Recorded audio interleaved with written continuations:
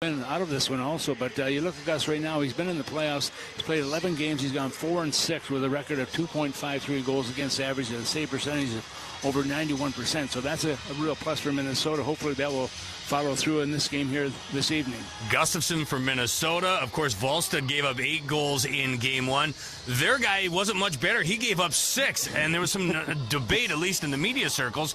Would they make the switch and bring in Blackwood? Who will the Avalanche go with tonight, Tom? Well, they're going to go with Wedgwood. There's no question about that. They've already talked about that this morning, and he's won all 5 games he's played in, but his goals against average in that last game was not very good. He won, I think, 83.3% of the saves, 30 saves out of 36 shots, so that wasn't very good, but his team got the win, and that's the most important part of it. All right, Tom, enjoy the circus that is game number 2. It should be a fun one.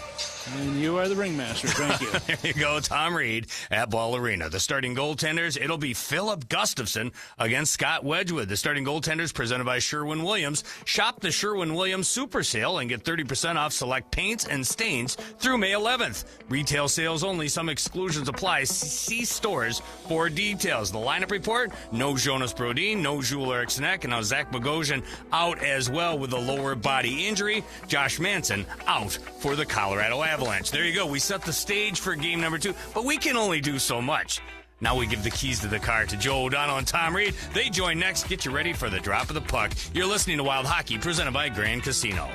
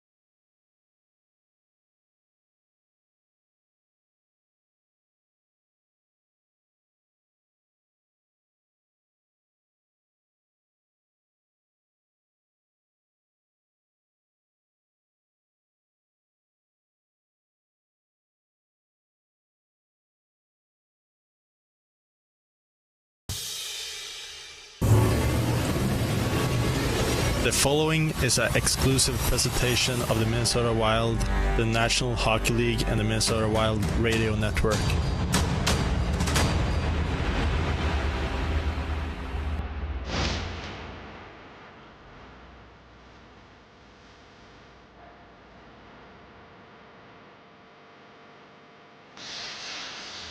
Good evening, State of Hockey and friends, and welcome to Ball Arena here in Denver, Colorado, where tonight it's Game 2 of the best of 7 between the Minnesota Wild and the Colorado Avalanche. Glad to have you along. Welcome aboard, friends. Joe O'Donnell and Tom Reed here with you. The Wild trail the best of 7, 1-0 after a 9-6 loss in Game 1 on Sunday night. I don't think any of us saw that coming, Tom Reed, as you had a chance to kind of step back from the game now from Sunday till Tuesday. What were the positives, though, for the Wild despite the Game 1 loss? Well, the fact they kept bouncing back here every time they were down 3-0, if you remember, Joe, right at the beginning of this hockey game, but they came back. They were very close to doing what they had to do, and they kept battling, and that's the most important thing, I think, when you get to playoff competition. You have to battle. You've got to win those little battles along the boards and on the ice. Minnesota did that, but they just finally ran out of gas. I think they were tired, and as a result of that, the door opened a little bit more for them to give up some extra goals here to the Avalanche. But the thing is, I think right now the Minnesota, they've had a chance to reflect on what's happened. I think they make a few adjustments defensively, make some good things happen, and go from there. The Wild at one point in that hockey game had a 5-4 lead. It was short-lived, however. The game was tied at 5-5 going into the third. The Avalanche kind of took control in that third period and got a late empty netter to eventually win 9-6. Good news is just one game, and it's a best of 7. How much solace can the Wild take in that fact of they trailed against the Stars 2-1 in the first round series. They know that every game is sort of its own entity in the postseason, and you've got to flush it. You got to move on, win or lose. And you do. You think about it, you learn from it, and that's what you have to do. And I think your coach said it well the other day. When you win, you're joyous, everything's happy, but then you've got to look ahead to the next one. When you lose, you put it behind you. We made some mistakes. We know how to correct them. Then you move on from there. What did you see from the Avs in Game 1 that impressed you the most? I think just the way they came out, they were ready to go. They're a force. They're a good skating team. They're probably the fastest team in the league. They got some high-skilled players, and Minnesota has to be able to respond to that challenge. So the Wild are 4-3 in the playoffs now. They gave up their most goals in a single playoff game on Sunday. 11 skaters, though, for the Wild on the score sheet. Second most ever in a playoff game in Minnesota Wild history. As for the Avs, they're 5-0 now to start the postseason. That matches 2022, when, of course, they went on to win the Stanley Cup. Opening faceoff from Denver after this. It's Game 2, the Wild and the Avalanche. You're listening to Wild Hockey, presented by Grand Casino. Minnesota.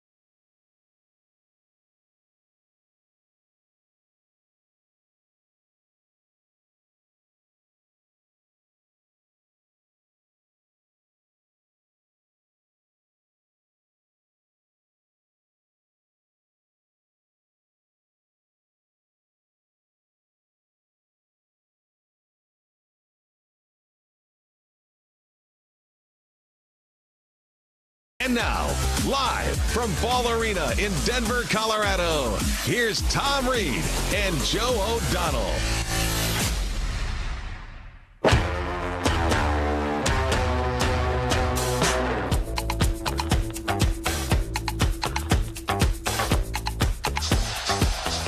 Packed house here in Denver for Game 2, the Wild and the Avs.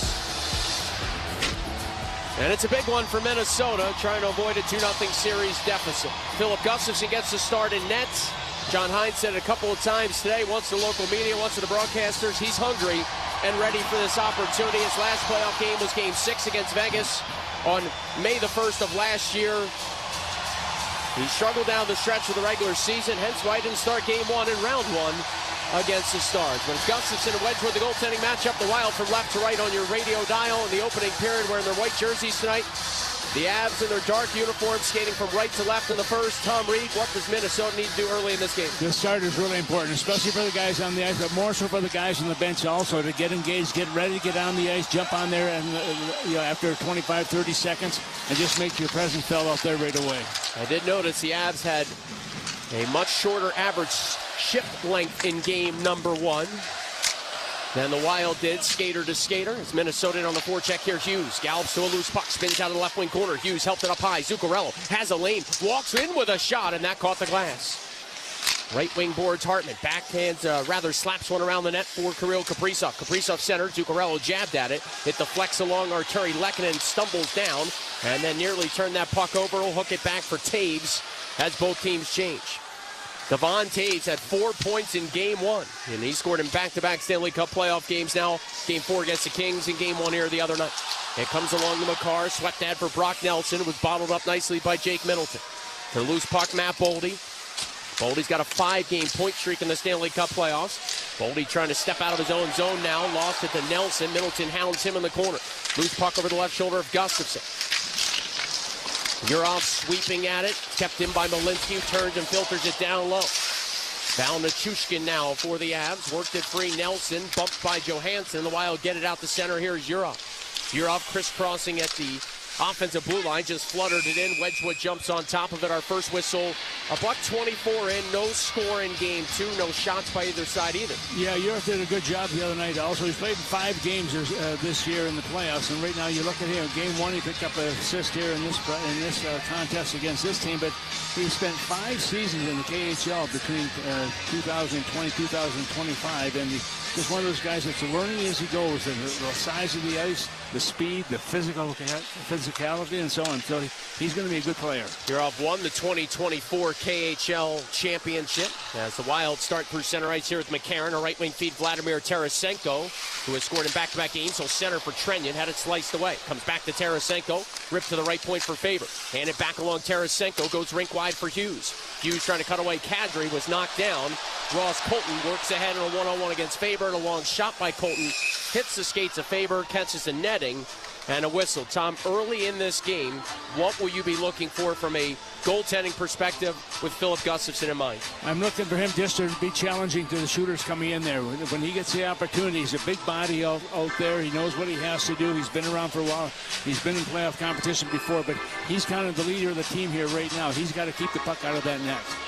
Last year, Gustafsson had a .914 save percentage against the Vegas Golden Knights. He did not factor in as the goaltender of record in one game of that series. Remember, he left the game and Fleury wrapped things up. That was an overtime loss for the Wild in Vegas. And the Wild eventually lost that series in 6 games. In his Stanley Cup playoff career, 11 games, a 4-6 record for Gustafsson, a .917 save percentage. His last game for Minnesota came at the tail end of the regular season, a loss in St. Louis. In fact, down the stretch, as I mentioned earlier, not very good for Gustafsson. 4 or more goals allowed in each of his last 3 starts. Deep in his own zone, Jeff Petrie with a left wing pass for Marcus Foligno. Petrie follows up this play and lugs it ahead. He was a healthy scratch in Game 1. He'll play with Damon Hunt, Tom, and replace Zach Bogosian.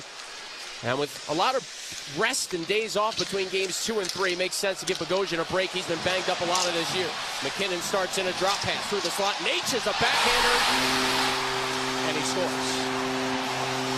Martin Necas snuck it inside the left arm of Gustafsson. The first shot, the first goal, and 2:51 in.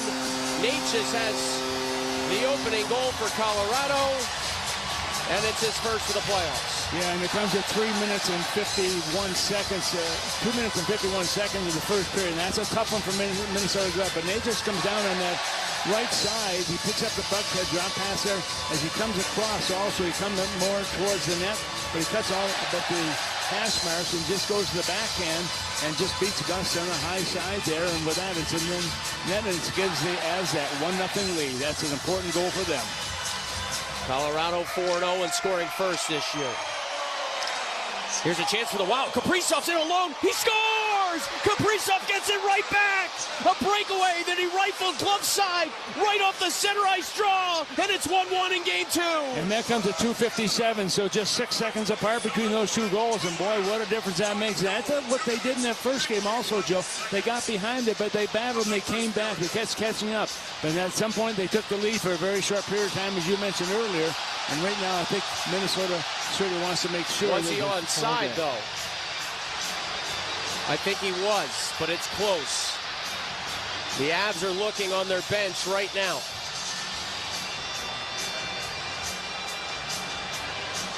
And they got to be careful. If they're wrong, it's going to certainly...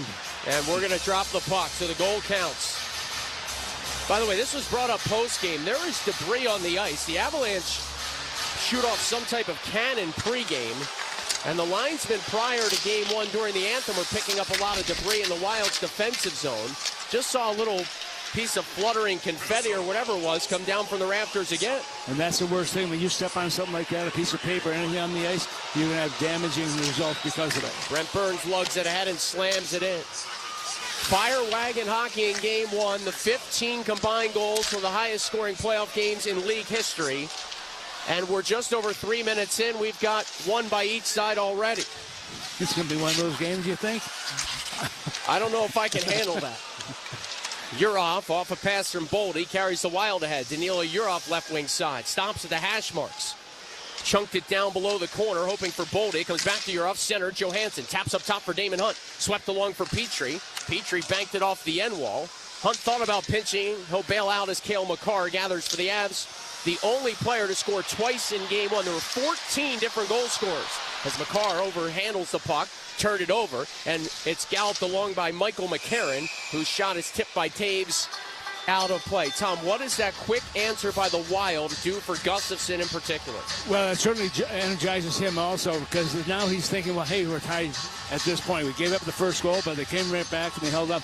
But also for the guys in the bench, too, knowing full well that, hey, guys, let's be ready when we get our chance to get on the ice. Let's see if we can extend that, get that lead in the over the Avalanche right now. But Minnesota's just got to play their game and play smart. Off the offensive zone draw, the Avalanche have it. Sam Malinsky, who got his first career Stanley Cup goal in game 1. He had the opening tally, headmans. The Avalanche got 4 different defensemen to find the back of the net in game 1. Somewhat of a rarity there across Stanley Cup playoff history. I mean, the superlatives from game 1, statistically, through the charts. I could spend 20 minutes just giving you different stats and things that hadn't happened in 30 years in a playoff game, all in game 1. Logan O'Connor bottled up by the Wild forecheck. Marcus Foligno just above the offensive blue line, sends it in. He'll chase now against Brett Kulak. Kulak reversed it. Malinsky kept it coming. Parker Kelly didn't get it out. Spurgeon stashes it around the wall. Jack Drury gets to it. Marcus Foligno took a run at him. Drury got the puck to center. Back is Jake Middleton, leaned on by O'Connor. So it's pumped along for Spurgeon, who got crunched in the corner as he feathered it ahead. Nico Sturm found Nick Foligno. Foligno jars it in. Wedgwood out with his goal stick off the glass. It will be held in by Ryan Hartman, fresh off the Wild bench at the right point. Spun back of the net, Nick Foligno, trying to win the war against Blankenberg, who also got his first career Stanley Cup playoff goal in game 1. High stick infraction on the Avalanche here, playing a puck illegally. And a whistle here with 5:24 gone by in the opening period. Game 2 is tied at 1. Yeah, that goal coming in just 6 seconds after the Avalanche scored their first goal, with Nick Ash getting the goal there. But that Kaprizov, that is goal number 3 for him in the playoff series. You look at Hartman, he picks up an assist. That's number 4 for him in playoffs. And Zuccarello picks up an assist as well. That is number 5. Zuccarello's had a point in every playoff game he's played now. Hartman, 12 points his last 14 Stanley Cup playoff games. He had a goal on 7 shots in game 1, did Ryan Hartman. Those 7 shots, second time in this playoffs with 7 shots as McKinnon tries to cut in front. Well defended there at the last moment by Hughes. Now McKinnon to Natchez, paddled it along. Taves a drive blocked by Kaprizov, and it rockets out of play. Yeah, and the Wild bench timing here, banging their sticks. They like that effort by number 97. Yeah, they certainly did. I'm watching Gus also. He's looking, I didn't know where the puck went. Once it deflected, he wasn't quite sure, but Minnesota just, and that's the encouragement you want. The guys on the bench they're in touch. They know what's going on, and that little tapping of the sticks and so on is recognition for the guys on the ice and the job they've done. Again, 15 combined goals in Game 1, a 9-6 win for the Avalanche. One of 10 games ever in Stanley Cup playoff history with 15 or more combined goals. And if you're curious, the most combined goals in the first 2 games ever of a playoff series, 24. Back in 1981, the Bruins and the Minnesota North Stars combined for 24 goals in the first 2 games of a series. And we're already now at 17 total goals in this series. And we haven't even played even close to 4 periods. McKinnon shoves it in from center. Maybe another record coming. You're off to Middleton. Spun along for Spurgeon. Had to chop it back for Jake Middleton. Blasted along the dasher left side and got it out to center. Following up the play, Marcus Johansson hands it off Urov. In onside, Danila Urov. Deep into the Avalanche zone. A side angle shot. Swallowed up and held by Wedgwood. Yeah, nice play by Urov also coming down that left side there. Tried to find a little bit of an opening to the goaltender's right. There's none to be had. Natchez for Colorado. Kaprizov for Minnesota. Early in Game 2, it's 1-1. When we come back, talk about some of the adjustments the Wild are looking to make here as this series moves along from Denver. You're listening to Wild Hockey, presented by Grand Casino.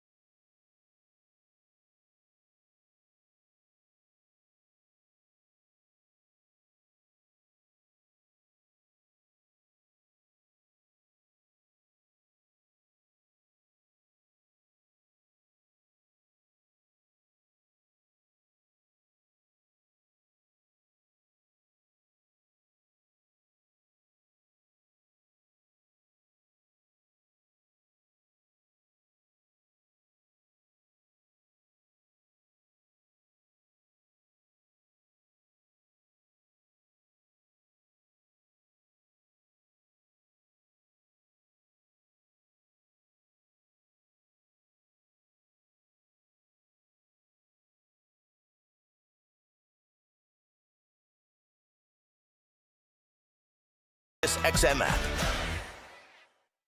Housing lender. Tonight's code is Unleash. That's Unleash. You enter it to receive 100 bonus points in your account. That offer will end at midnight tomorrow. Sam Malinsky for the Avs off the right wing boards where Kulak takes over and got into the neutral zone. Mentioned back in Game 1, the Avs are Kulak's 3rd team this season. Edmonton, a cup of coffee with the Pittsburgh Penguins, and then the Avs traded Sam Girard for Kulak just before the trade deadline. Johansson up high for Hughes. The Wild having the offensive zone. Hughes, who leads the NHL in postseason scoring, fired one in front. It knuckled wide. 11 points for Hughes. Back-to-back 3-point games. Hughes through the high slot, a backhanded shot. That whistled wide. Kaprizov to the carom. Off to Johansson. Whipped it back of the net. Here's Boldy. Matt Boldy left wing side. So Kaprizov out here with Johansson and Boldy with Hughes in favor of the defense pair. Hughes tries to spin away from Landeskog. Kept that puck in, but Johansson had it batted away by Malinsky. Minnesota skating well in this game so far. Boldy in the neutral zone, bumped. Picking up the puck is Hughes. Hughes trying to sneak through the slot. Had it tapped away. He'll just peel back and go for a change as the Avs reverse to Kulak left side. In the regular season, the Wild went 2-1-1 against the Avalanche. Each team won a game in the shootout. Gustafsson in this building, right out of the Olympic break, was phenomenal. He stopped 44 of 45. Remember, that was a game where he got sick late in the third. Vomited in the goal crease. Volstead came in. And then Gus did finish up the last couple of moments of that hockey game. And so Gustafsson has played well against the Avs in his career. A couple of games in this building in particular. Splendid starts. And again, as John Hines talked about a little bit, that decision was made and announced officially. Some of the decision to get Gustafsson in there is a chance here by the Wild. Wedgwood made the save. We've got a penalty call coming. I think this is on Minnesota. Yeah, we're going to check on that one right now. And I see a player going to the penalty box. Minnesota 13, minor penalty, high sticking. So Trenyon to the box for high sticking. And again, some of the decision to start Gustafson just to give young Jesper Wallstedt a little bit of a break. He's never played 7 consecutive games at the NHL level until this playoff run. And part of it is as well with Gustafson having not played since April the 13th in St. Louis. If you don't get him in now and you need him later in the series for whatever reason, then he's been on ice even longer. Big test here with the Avs power play, which went 1 for 2 in game 1, just their second goal of the postseason. And really, another goal they scored was seconds after Faber came out of the box, and he wasn't even able to impact the play. Avs control off the draw with Makar at center point, feeding Natchez. Natchez down low, a tap pass, they score. Landeskog wide open, it's 2-1. Well, the penalty killing for Minnesota has not been kind this year. There's no question about that. You look at Minnesota and the PK, they rank 15 out of 16 teams that have been in playoff competition, and especially on the road. That's the 4th one they've given up in 15 chances, which is not good. Overall, they rank number 15 overall in the penalty killing department. That's the 12th goal they've given up in 28 chances. Just not, for whatever reason, Joe, it's not working for them. That puck just goes under the stick of Middleton. He put the stick down, but it wasn't flat enough. And as a result, the puck went underneath. It's on the far side. It's in the net. And with that, Avalance have a 2-1 lead. The captain, Gabriel Landeskog, now a 5-game point streak. 6 points in the playoffs. And 77 in his postseason career. It's 2 goals on 2 shots for Colorado. As we have an icing call on the Avs right off the center ice faceoff. And how do you fix this? How do you fix this PK? It's just been horrible. I said that at the beginning of the year. Last year was a bad year, and this year is not much better.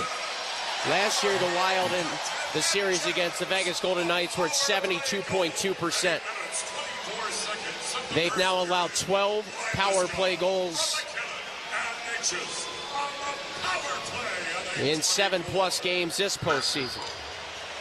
And McKinnon and Nate Ashaw both will pick up assists on that. For McKinnon, that's assist number 6. And for Nate Ashaw, is number 6 as well with the assist. McKinnon now 8 points his last 3 playoff games, including tonight. And Natchez, who had a career best 3 points in game 1 in the postseason, already has a goal and an assist in his hockey game. The Wild go back to work, trailing 2-1. Jared Bednar this morning, the Avalanche head coach, who's, by the way, got the 10th most regular season and playoff combined wins in NHL history. As Gustafson stops a long shot by Kelly. The rebound, Drury up high. A drive by Kulak was tipped. Kick save, Gustafson. Jared Bednar said today he kind of expected, a 2-1 type hockey game after 9-6 in game 1. Well, that's where we are right now. Yep, that's where we are right now with 50 minutes left. Maybe more. McKinnon tries to streak in. He'll take Middleton to the corner. Middleton pinned him up. Centering pass by McKinnon, swiped away. And the Wild dart up ice with Kaprizov, who has the Wild goal. His pass turned over at the offensive line. And now Cale Makar carries Colorado along off the Taves, flings it into the cross corner, and that went out of play. Yeah, and the one thing when you watch Colorado, the thing they can do so well is get speed going through that neutral ice area between the blue lines, and that's where Minnesota has to guard against. They've got to get the bodies in front of that puck carrier and slow them down coming into their offensive zone. So again, back to some things the Wild are going to look to improve on. The forecheck, and we said it going into game 1. You can't get rolled off. So if you're the first or second forechecker, you got to be smart about when you make contact. John Hines saying if you're 2 stick lengths away, don't go for the hit. Reload. Back checking going to be key for the Wild. If they get beat up the ice by the Avalanche third forward, the Avalanche's 2 defensemen, they're going to struggle not only in this game but in this series. Too many times the Wild forecheck got rolled off, got beat up the ice, and then their line rush coverage coming back into the defensive zone wasn't good enough in game 1. And the one thing Minnesota has to recognize, they're probably playing against the fastest team in the league. The speed they have, especially in the front end and the back end. And John Hines stressing a lot of the issues were fixable on the goals against from game 1. A couple of face-off plays and some of that D-zone coverage. Nelson off the steal to Taves. Now Landeskog, and he fumbled it away. Boy, at a lane left circle. Landeskog resets up high for Makar. Makar trying to shift around Kaprizov, a right circle shot. Trapped and held by Gustafson. And that's what Gus needs. He needs some action there, get himself into the game there, and really focusing where that puck is coming from. Halfway through the first, shots are 5-2 Avalanche, and Colorado leads game 2, 2-1 in Denver. You're listening to Wild Hockey, presented by Grand Casino.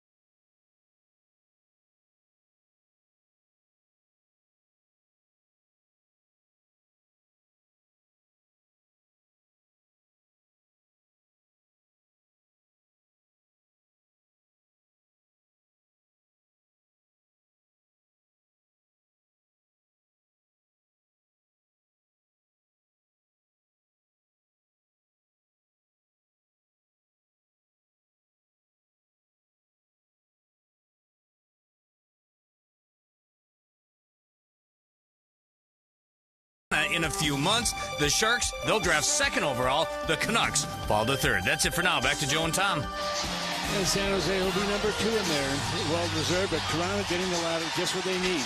There's a lot of pressure on whoever's going to be number 1, though.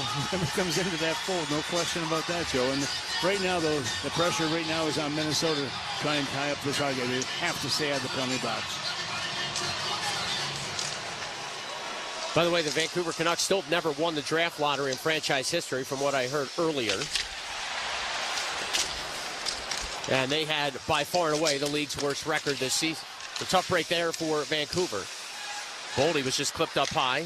No call. Faber took a Boldy pass, gave it right back to number 12 in white, who got tripped up at center. Gets back to his skates and hangs on to the puck again, finding eventually Danilo Urov, who rattled it along Johansson. In onside, Johansson cuts right wing wall, down low Boldy. Boldy cutting out in front with a shot. It went just wide. Urov steals offensive zone left wing wall. Yeah, great effort by Boldy to get to the front of the net. Well, I think those two potential calls that weren't made just energized Boldy there to be a man possessed. Faber from the neutral zone slipped it back in the Wild, finishing a line change. Here's Malinsky. Malinsky, who spent 4 seasons at Cornell, played at the Brent Burns. Burns hacked it ahead while chipping it further. It's Ross Colton, hounded by Damon Hunt. John Hines thought Damon Hunt played very well in Game 1, his Stanley Cup playoff debut. Said he skates well, defended hard against the Avs. Kadri checked by Petrie. Petrie comes up with the puck, shoves it off the glass left side, got to bounce out the center. And hustling back for it is Kulak. Brett Kulak pounding one along. Colton kept it coming. And a hand pass on the Avs. Halts play with 8:35 to go in the first. Well, the Minnesota Wild are hosting an outdoor viewing party outside Grand Casino Arena on Saturday night for game number 3. We're closing West 7th between Kellogg and 5th Street in this free event that's open to everybody.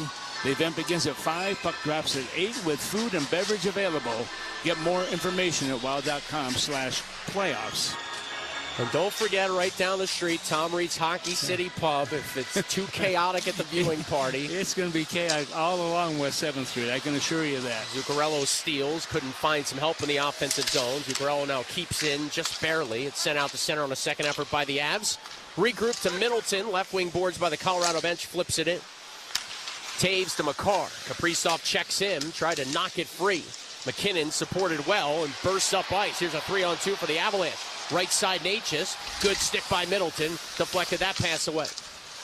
Eventually it's worked around by the Avs and up high to Makar. Makar finds Natchez, a long shot, knocked down in front. Taves a big kick save, rebound, what a stop. Middleton saved the goal, got his stick in there on that rebound bid. Kaprizov cuts ahead the other way for the Wild. Kirill Kaprizov, hounded by several Avalanche players, just couldn't get a shot through. Boy, Tom, that was another instance, offensive zone. And just a little play right around the hash marks. Hartman got beat. and Colorado went ahead on a 3-on-2. Yeah, and they're so good at capitalizing on those little mistakes that the other teams make. There's no question about it. Hughes just got held back of the net, arm up from the official. Faber picks up the loose puck, jarred it along. Marcus Foligno settles it down. Back off to Faber, wheels in, spins left wing dasher, flipped it back to Marcus Foligno, just floats it to center with Gustafson at the bench. The Wild regroup. By the way, Marcus Foligno getting his second career shorthanded goal in a Wild sweater. That gave the Wild a brief 5-4 lead in game one. Wes Wall is the only other player with 2 shorthanded goals in the postseason in Wild history.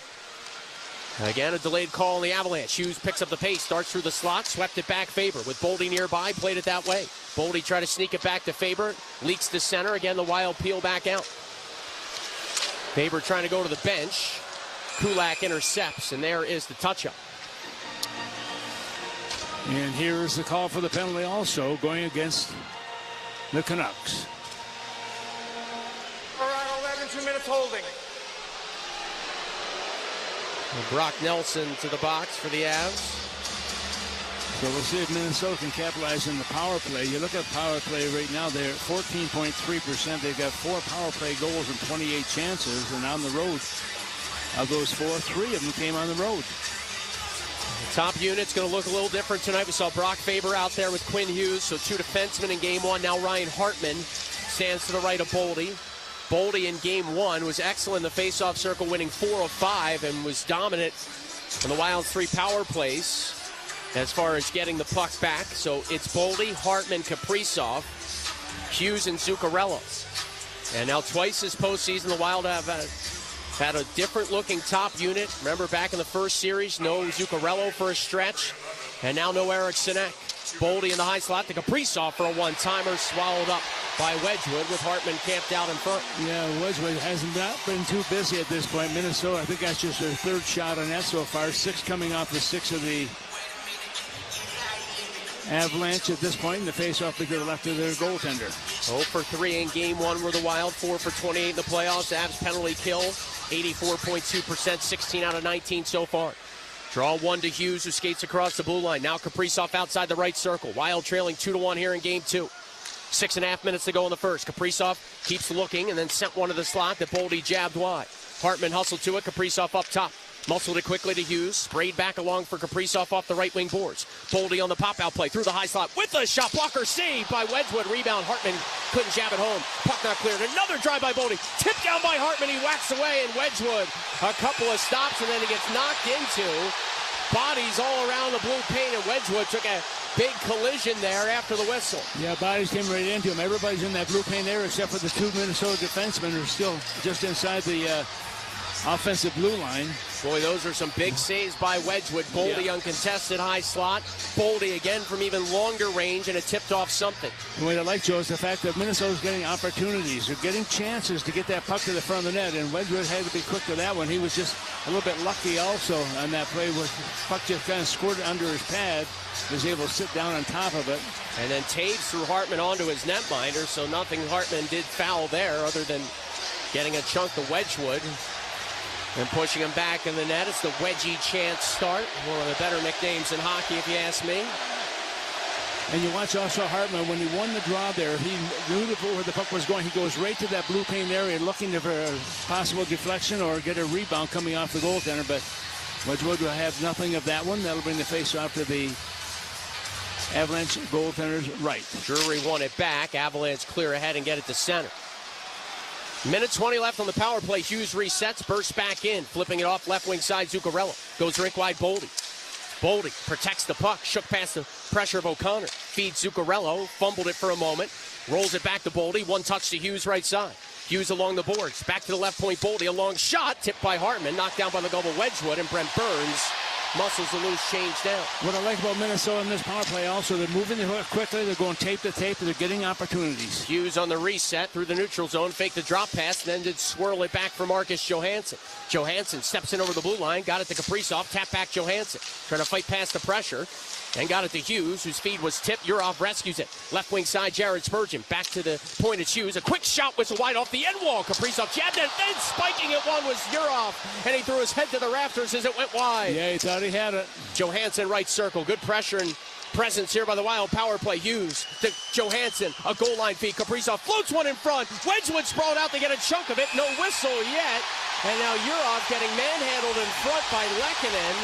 And finally a halt in play. 5:02 to go in the first. 18 seconds left on the power play.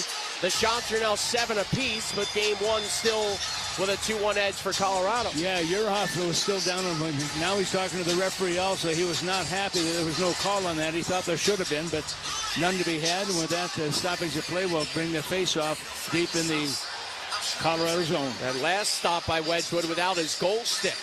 It was down to his right, nowhere near him, to be quite honest. So the full second unit is out there now. Urov, Tarasenko, Johansson, Spurgeon in favor. 18 seconds to go on the power play.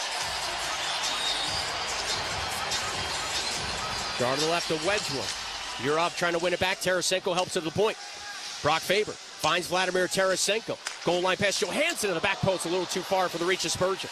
Power play winding down. Urov in the high slot. Paddles it to Tarasenko. Back to Urov. Set it up for Faber. A one-timer cranked wide. It'll skip out the center. And Nelson jumps out of the box. But boy, good-looking power play all around, Tom. Absolutely was. They're moving the puck well. They're moving with authority also, what you really like. And that's a confidence builder for that guys on this, but also the guys who are going to be on the ice next. 4.5 minutes to go opening period. Game 2. In a best of 7 NHL history, when the home team takes a 2-0 series lead, they advance 88% of the time. The Wild, of course, the road team in this series. Avalance won the President's Trophy, 121 points, as Gustafsson shuffles one off the left wing dasher. Foligno goes rink wide.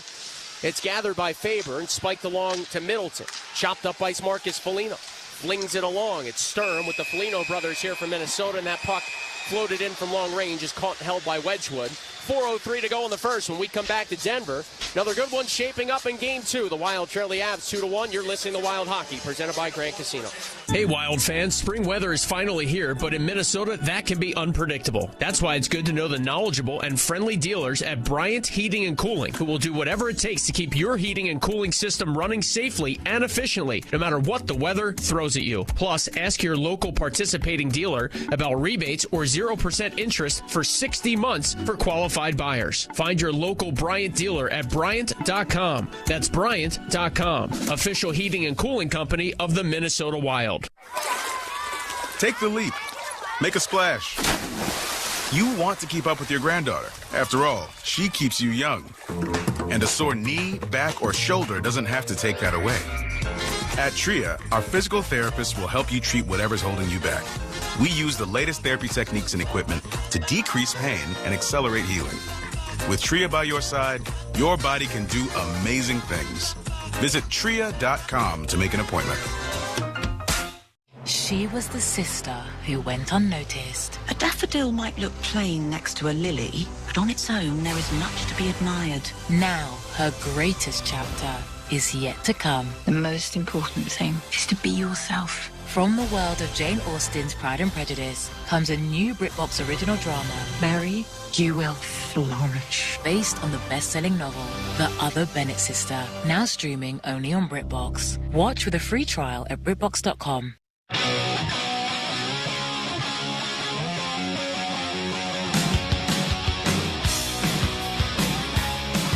Hotline is running strong through the Stanley Cup playoffs. Join us each night during the second and first intermission. We'll have something for you in between both the periods for a chance to win dinner at Tom Reed's Hockey City Pub. Get involved now by texting your questions or comments to 64686. And Tracy Meyer of the NHL.com will be our guest after period number 1. She's been covering hockey for a long time. Off the draw, a battle to the left of Wedgwood.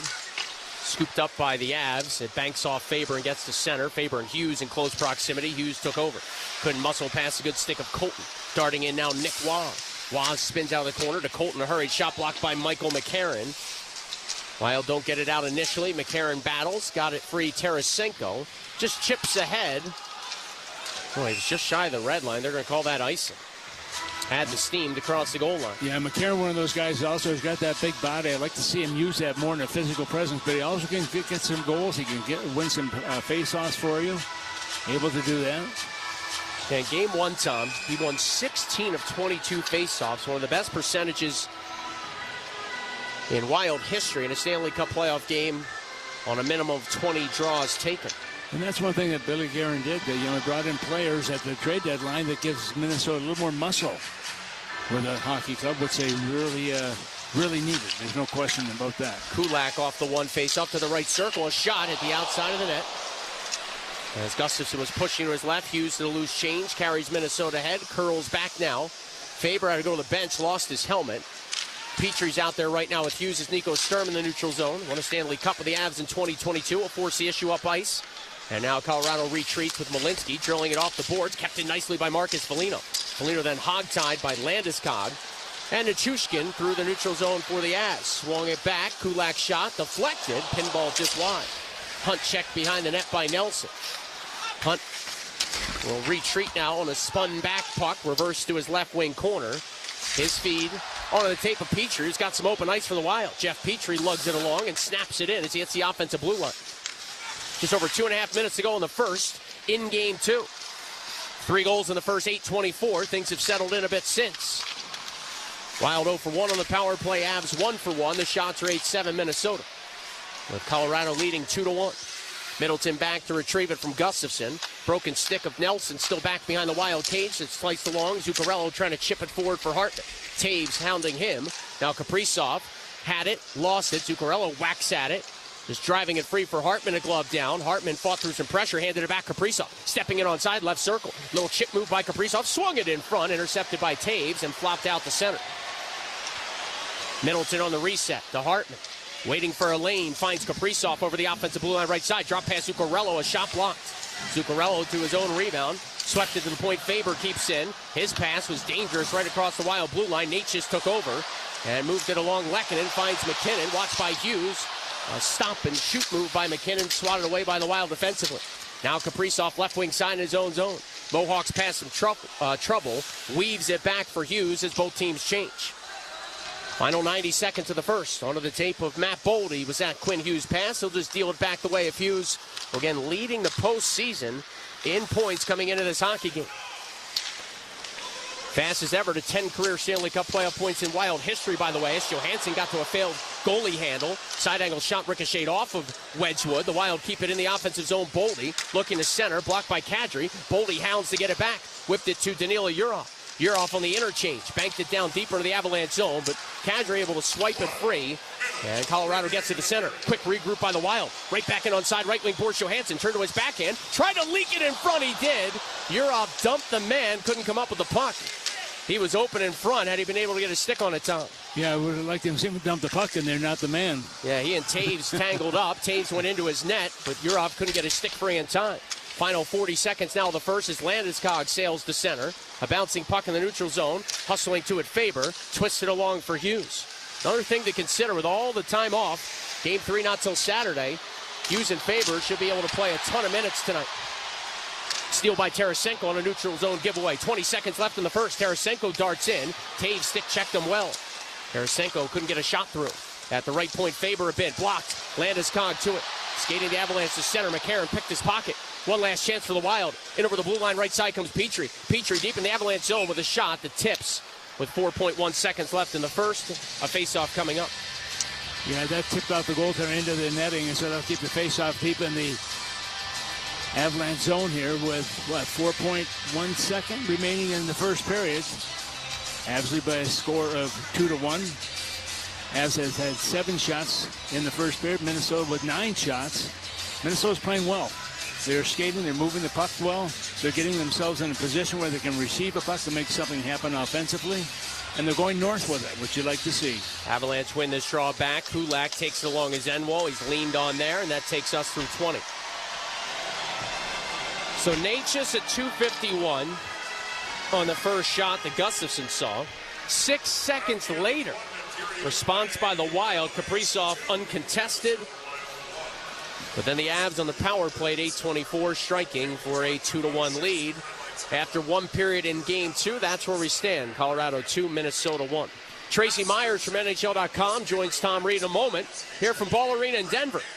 We're back after this. You're listening to Wild Hockey presented by Grand Casino. Rolling thunder out of the ballpark, and the Braves win it! As the daily drama of Major League Baseball unfolds, there's a channel dedicated to the conversation. It's the ability the Atlanta Braves have to win.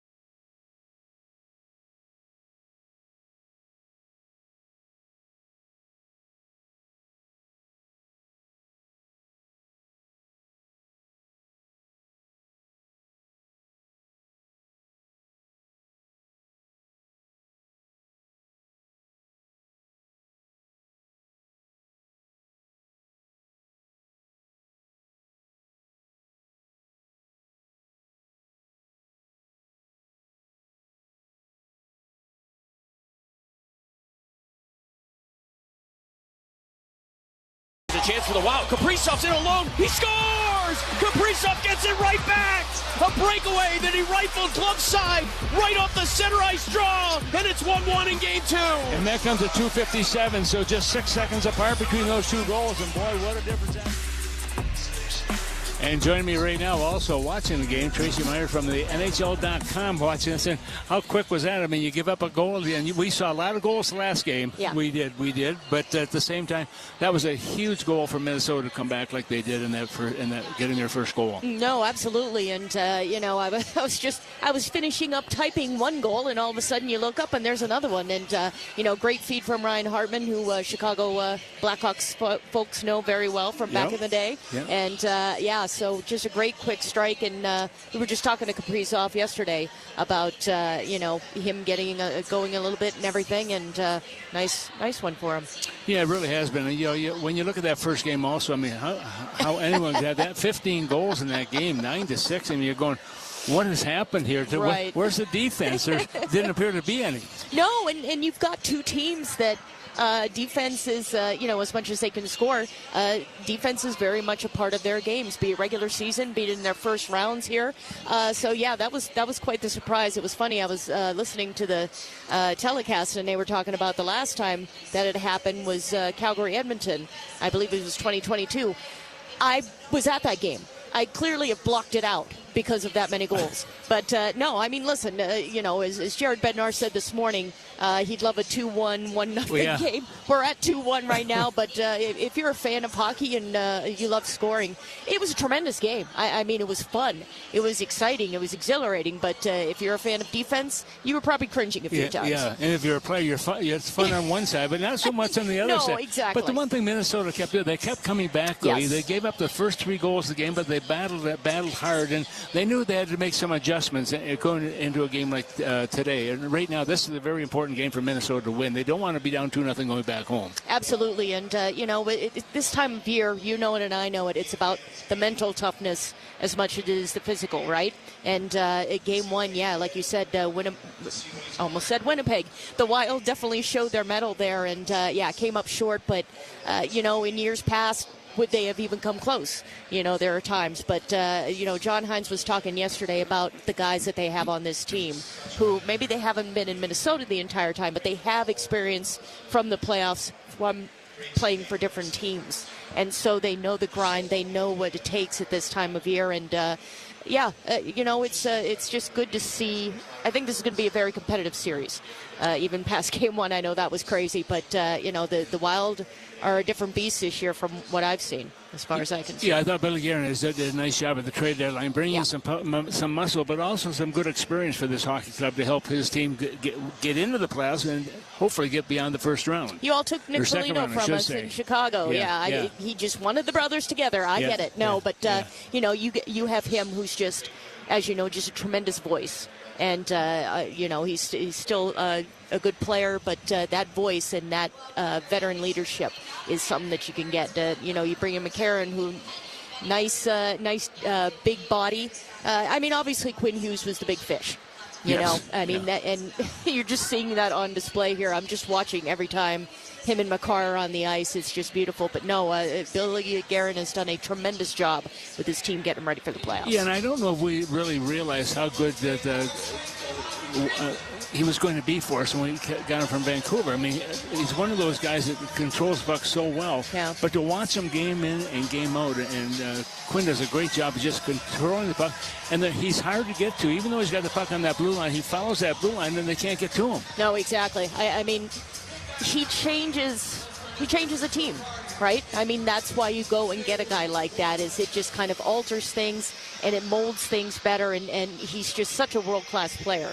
And, it's been fantastic to watch him, and what a get for the Wild. I assume you heard the news that Toronto will get the first draft choice for next year. I did, yes.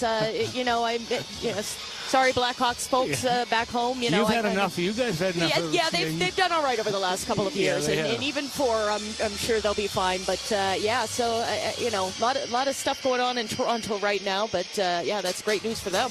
Yeah, the league is, since salary cap came into being, and you've been around for a long time to watch it when it came in. And the thing is that it really has solidified this league to be much more competitive with each other. Yeah, I mean, you look at the standings this year, especially in the West, getting into the playoffs, and it's one of those things where I kind of like. You look at the playoffs here, and you look at some of the different faces that they have in the playoffs this year, and how much is that because of that? Buffalo's back in it. Ottawa was in it again. Montreal's back in it. So, you've got Anaheim is back in it. So, you've got this great competitiveness going on in the league right now. And, I think it's led to some fun in the playoffs that I didn't expect. Yeah, you mentioned Buffalo. I mean, what a treat it is for them, too. They've been out of the playoffs 14 years and found they're into it, and they get that first round, and they take that into consideration. They get to the second round and go from there. But, I mean, the fans they're right on the board there across from Fort Ontario, my hometown, so I know where Buffalo is. But it's interesting to watch how the fans really have gravitated towards that team once again. Well, I went to school at St. Bonaventure University, and that's only about 90 minutes down the road from Buffalo. And so that fan base has been waiting for a very long time. And actually the Sabres were in Chicago when they beat the Blackhawks to win the Atlantic. And, just the vibe. I mean, just the energy that team has right now, and the excitement that they had even getting into the playoffs. And now you've got them going into the second round. I mean, I would love to have been in that arena. I don't think TV can capture it. TV radio cannot capture how excited that building was. Yeah, I think you're right. And you look at the league right now, it's so close. It's unpredictable what's going to happen. But, I mean, we're seeing a lot of goals being scored. We're seeing a lot of good plays, a lot of good players, and we're seeing teams really stepping up. So it's going to be a fun run to the end. This is the best time of year, Not Christmas for me. The playoffs are my Christmas. Tracy Meyer, NHL.com, our guest here. Kevin, let's go back to you. All right, Thomas, thank you, Tracy, for joining us in the intermission. You can have a gift certificate down to Tom Reed's Hockey City Pub. We got a good one on our hands after one period of play. Wild trail the Avalanche 2-1. We'll give you a recap next. This is Wild Hockey, presented by Grand Casino.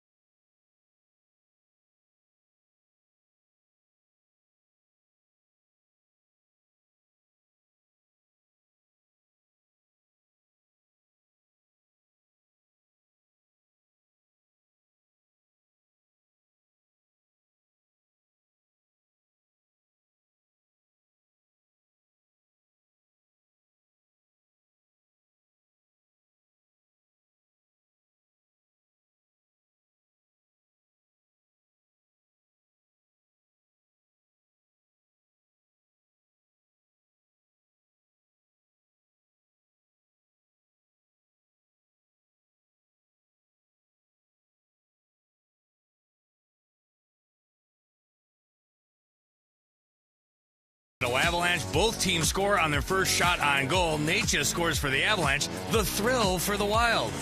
Colorado 4-0 and scoring first this year. Here's a chance for the Wild. Kaprizov's in alone. He scores! Kaprizov gets it right back. A breakaway that he rifled glove side right off the center ice draw. And it's 1-1 in game two. And that comes at 2:57, so just 6 seconds apart between those two goals. And boy, yeah, just 6 seconds apart. Fifth fastest 2 goals by both teams in Stanley Cup playoff histories. The Wild have done it in 6 seconds apart, but Landeskog scores on the power play. The PK continues to haunt the Minnesota Wild. Avalanche lead the Wild 2-1 after one period of play. Let's pause 10 seconds for station identification. You're listening to Wild Hockey, presented by Grand Casino. The fastest.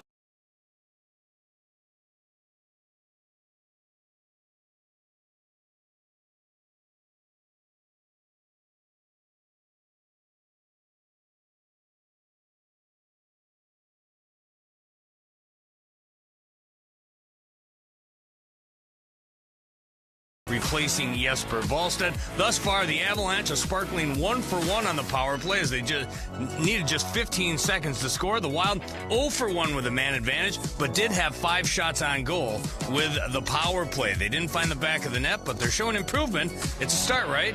And we can tell you this much. Through one period of play, the Avalanche lead the Wild 2-1 from Ball Arena. We'll break, and then when we continue, we got the second period of game number 2 coming your way from Denver. This is Wild Hockey, presented by Grand Casino.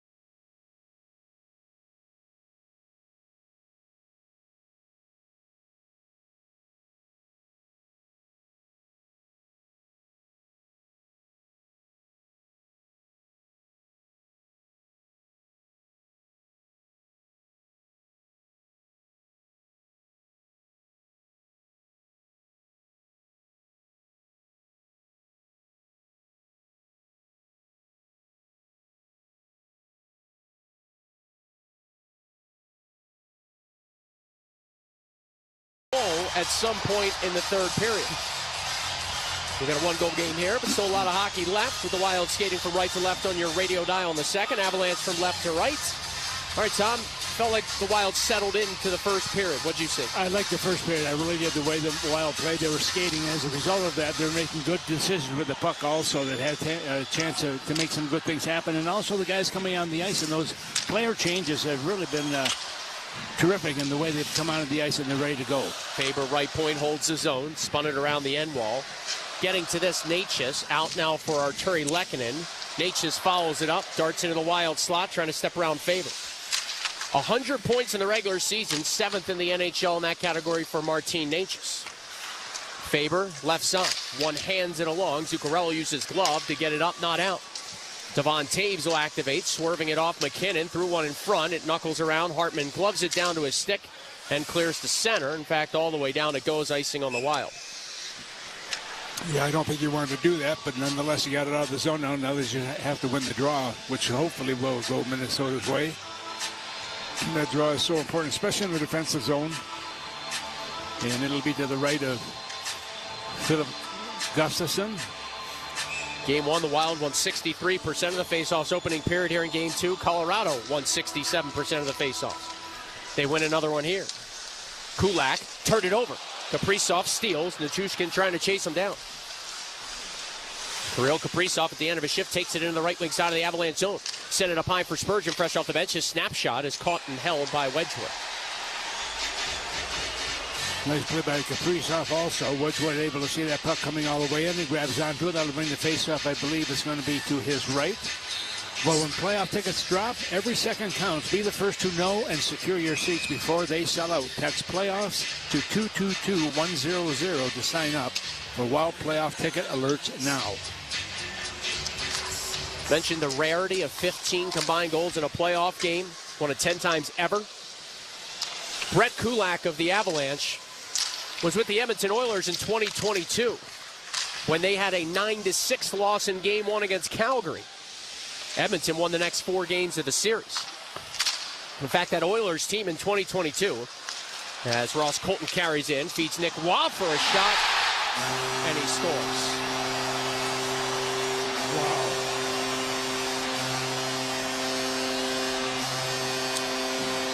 That is a tough one. Early on here in the second period, that comes in 1 minute and 24 seconds. Up period number 2, it gives a hometown lead, 3-1. Shots right now have Minnesota has had 11, just 8 shots coming out to 6 of the Avalanche, but they got 3 goals on those shots. It only gets doesn't look like a good goal to me. Another goal against on the ice for Middleton and Spurgeon. Middleton had to back off because of the speed of Colton, then a pass to Waugh, and just a quick shot beat Gustafsson clean. Petrie to loose puck for the Wild, drives one, that pinballed wide. Minnesota trying to dig it out in front, and Wedgwood's on top of it.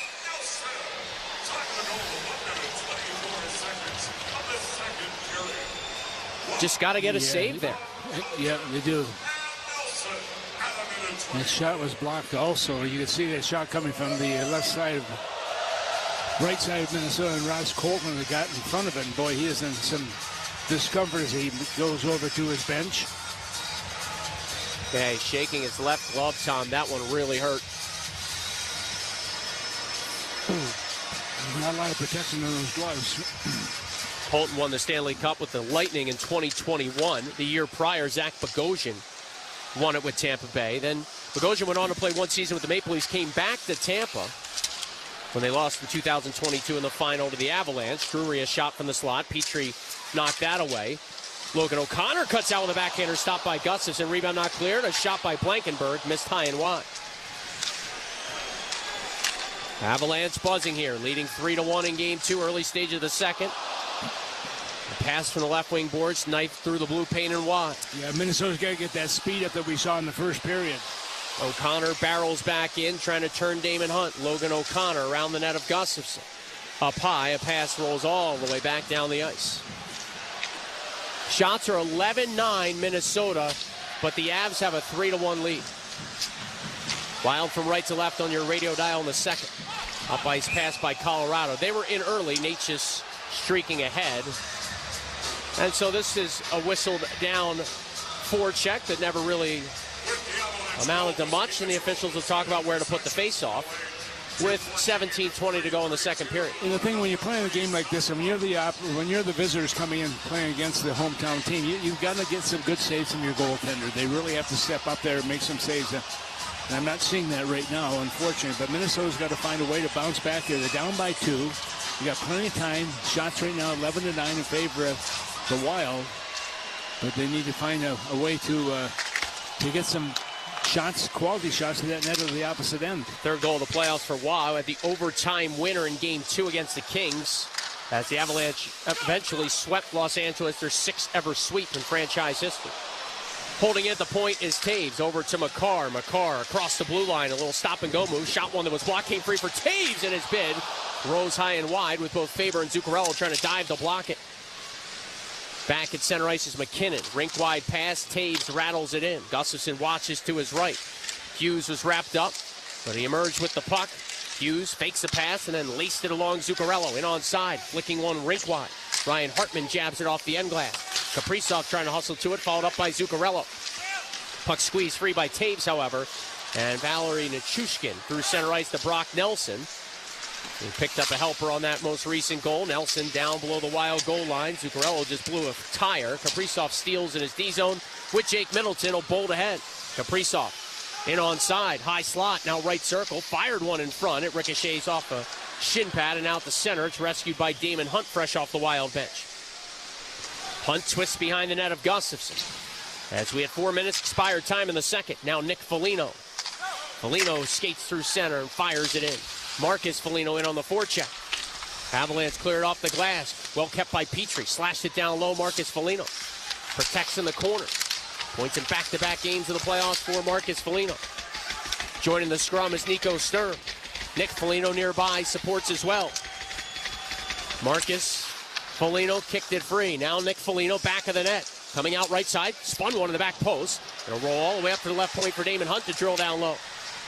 Petrie to pinch in right side. Slashed along by the Avs. Kept in by Danila Urov. Urov muscled one to Hunt. Hunt a left wing shot. Caught and held by Wedgwood.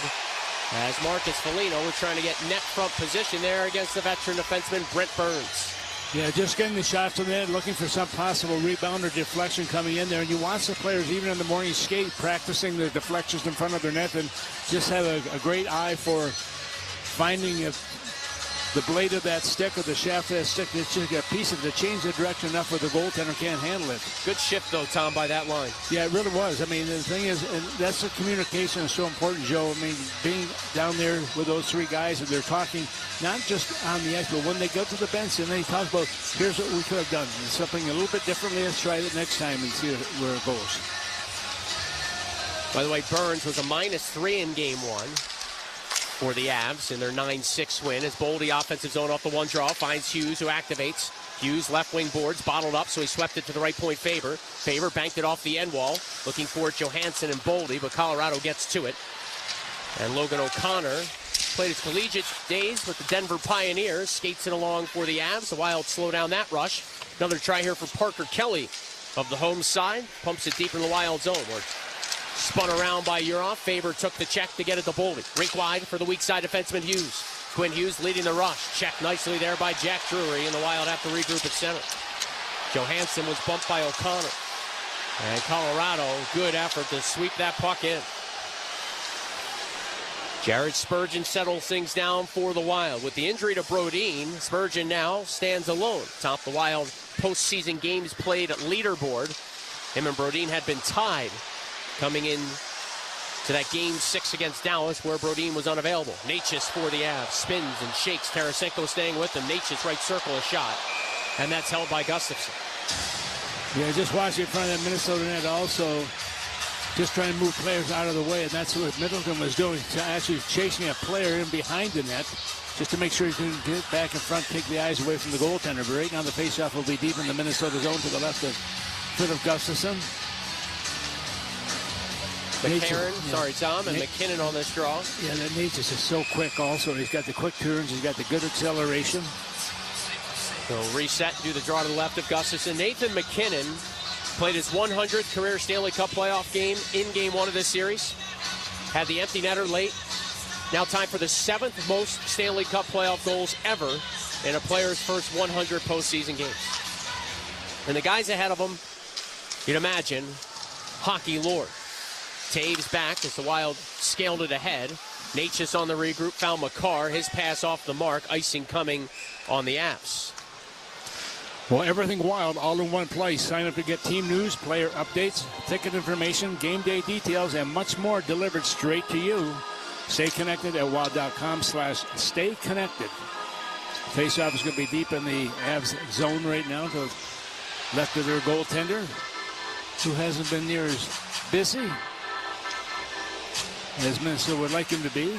Trying to get a few more shots in that, but the shots right now are 12-10 in favor of the Wild. Off the draw.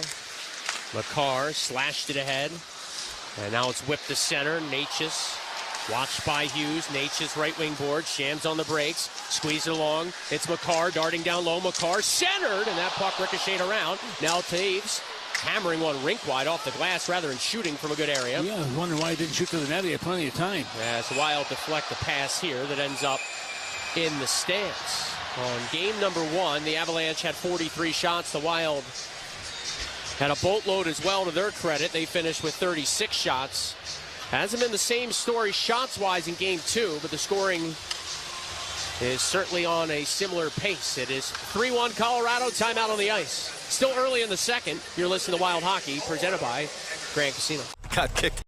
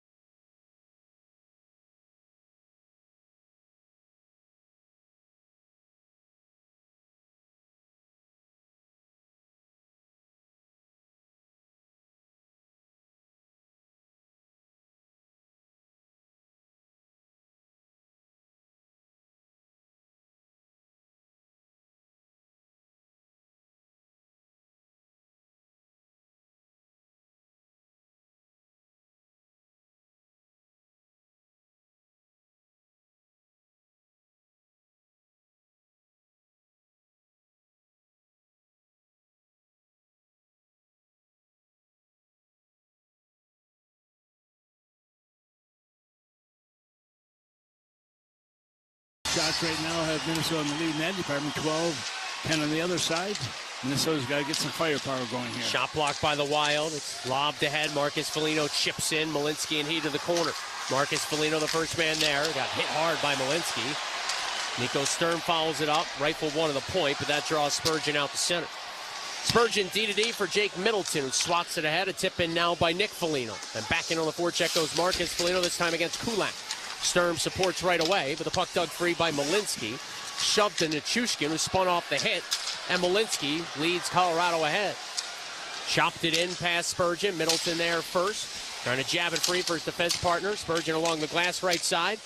Battles again. Comes up with his puck. Feathered it back of his net. Middleton reaches out for it. And left wing side will slide it back along to Spurgeon. Picks his head up and rattles it along. Grabbing it from there, Nick Foligno. Backhands it in. The Wild trying to hustle on a change.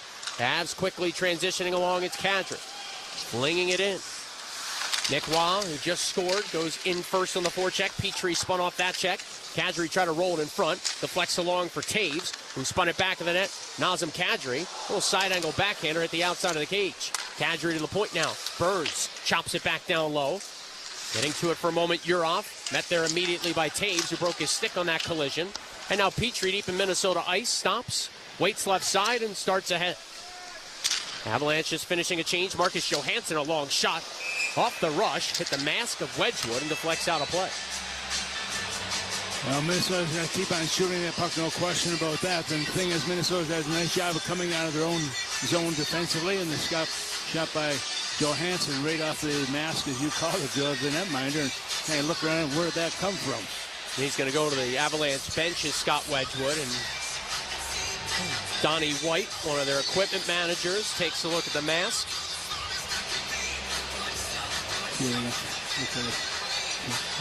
Then one of the pieces, or something came off of it. It looks like maybe it was one of the protective shields that so it doesn't cut into the face.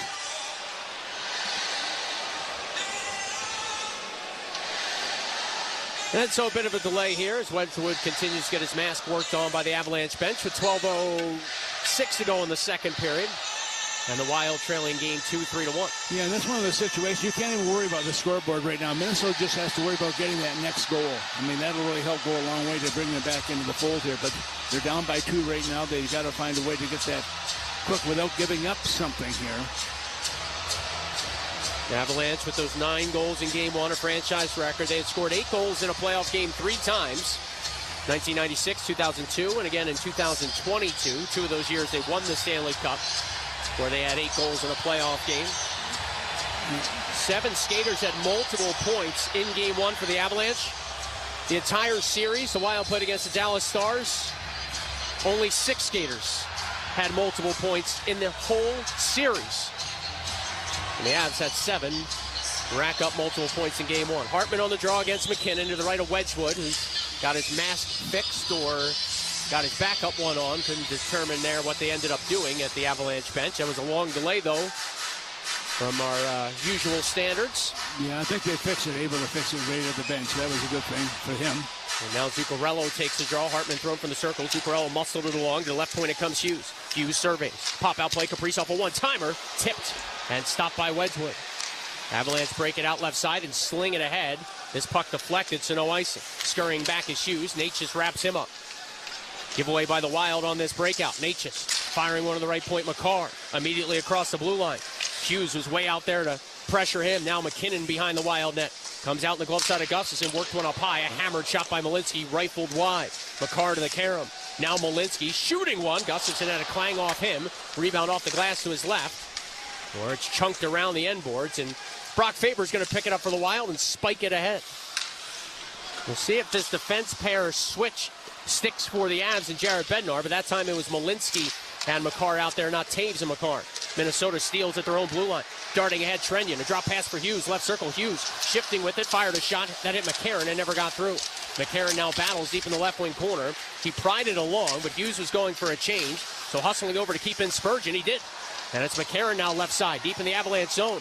Leaned on by Malinsky. McCarron able to protect this puck out of the left wing corner. Bounce it to the left point, Middleton. Hacks it rink wide. Spurgeon will activate. Spurgeon deep in the Avalanche zone. Fake the handoff there as he cuts around the net. Spurgeon now to Middleton for a drive, and it rose off of Lehkonen and caught the glass. Puck goes all the way back to center. McCarron whistles it to the left side. Middleton. Right back in on side comes Trenyon, finding Tarasenko for a quick shot. Wedgwood looked around, but he's got it. Up against the left part of his body. Yeah, good shot by Tarasenko coming in there also trying to get that quick release, which he did, but unfortunately for him, the goaltender able to capitalize that one. You look at Tarasenko, he's got 51 postseason goals in his career. And right now, in a 3-game point streak, he's got 3 points, 2 goals and assists in those last 3 games he's played. Amongst active players, the 24th most playoff games for Vladimir Tarasenko. This is his 4th career playoff series against the Avs. Most recently 2022 with the Blues. Yeah, he's been in the last 12 of his 14 seasons. He's been in the NHL. Brock Nelson punches one in for the Avalanche. Out with his goal stick, Gustafsson served it to his left. It'll ricochet away from Burns and out to the neutral zone. Kulak picks it up and fires it back in. So it appears the Avalanche have made a switch with their defense pairings as Johansson pops it along to Damon Hunt. Hunt carries the Wild ahead, chips it in, and goes in against Kulak, who kind of interfered with him a bit.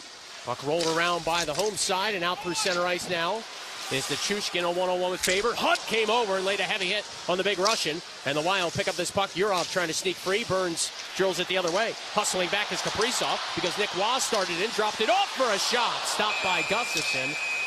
On that snapper from Nazem Kadri. Yeah, Kadri just following up the play there, takes that pass right on the stick, a quick release, and there is Gus to make the save on that one. 9:45 to go, second period. We're halfway through regulation.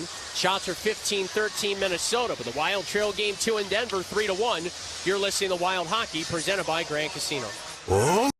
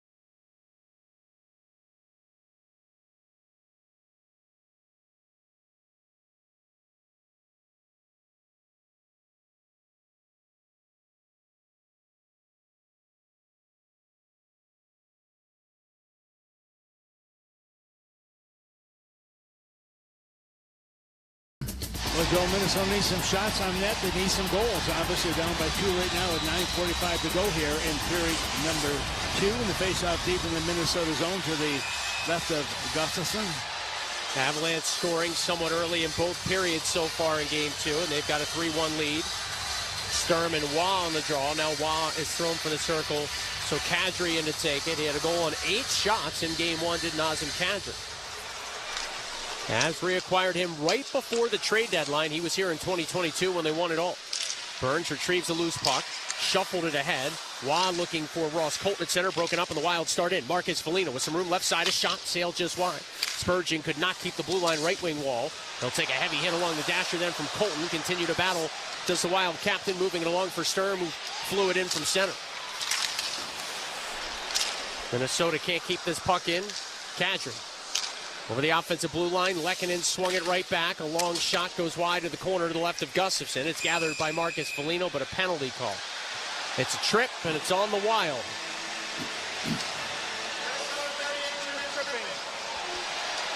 So Minnesota will be shorthanded again. They've done a pretty good job of staying out of the box, but they are going to get the 2-minute call on this one. Look, I know the Wild erased a 3-0 deficit in game 1. This Avalanche team's playing way better hockey from a defensive standpoint.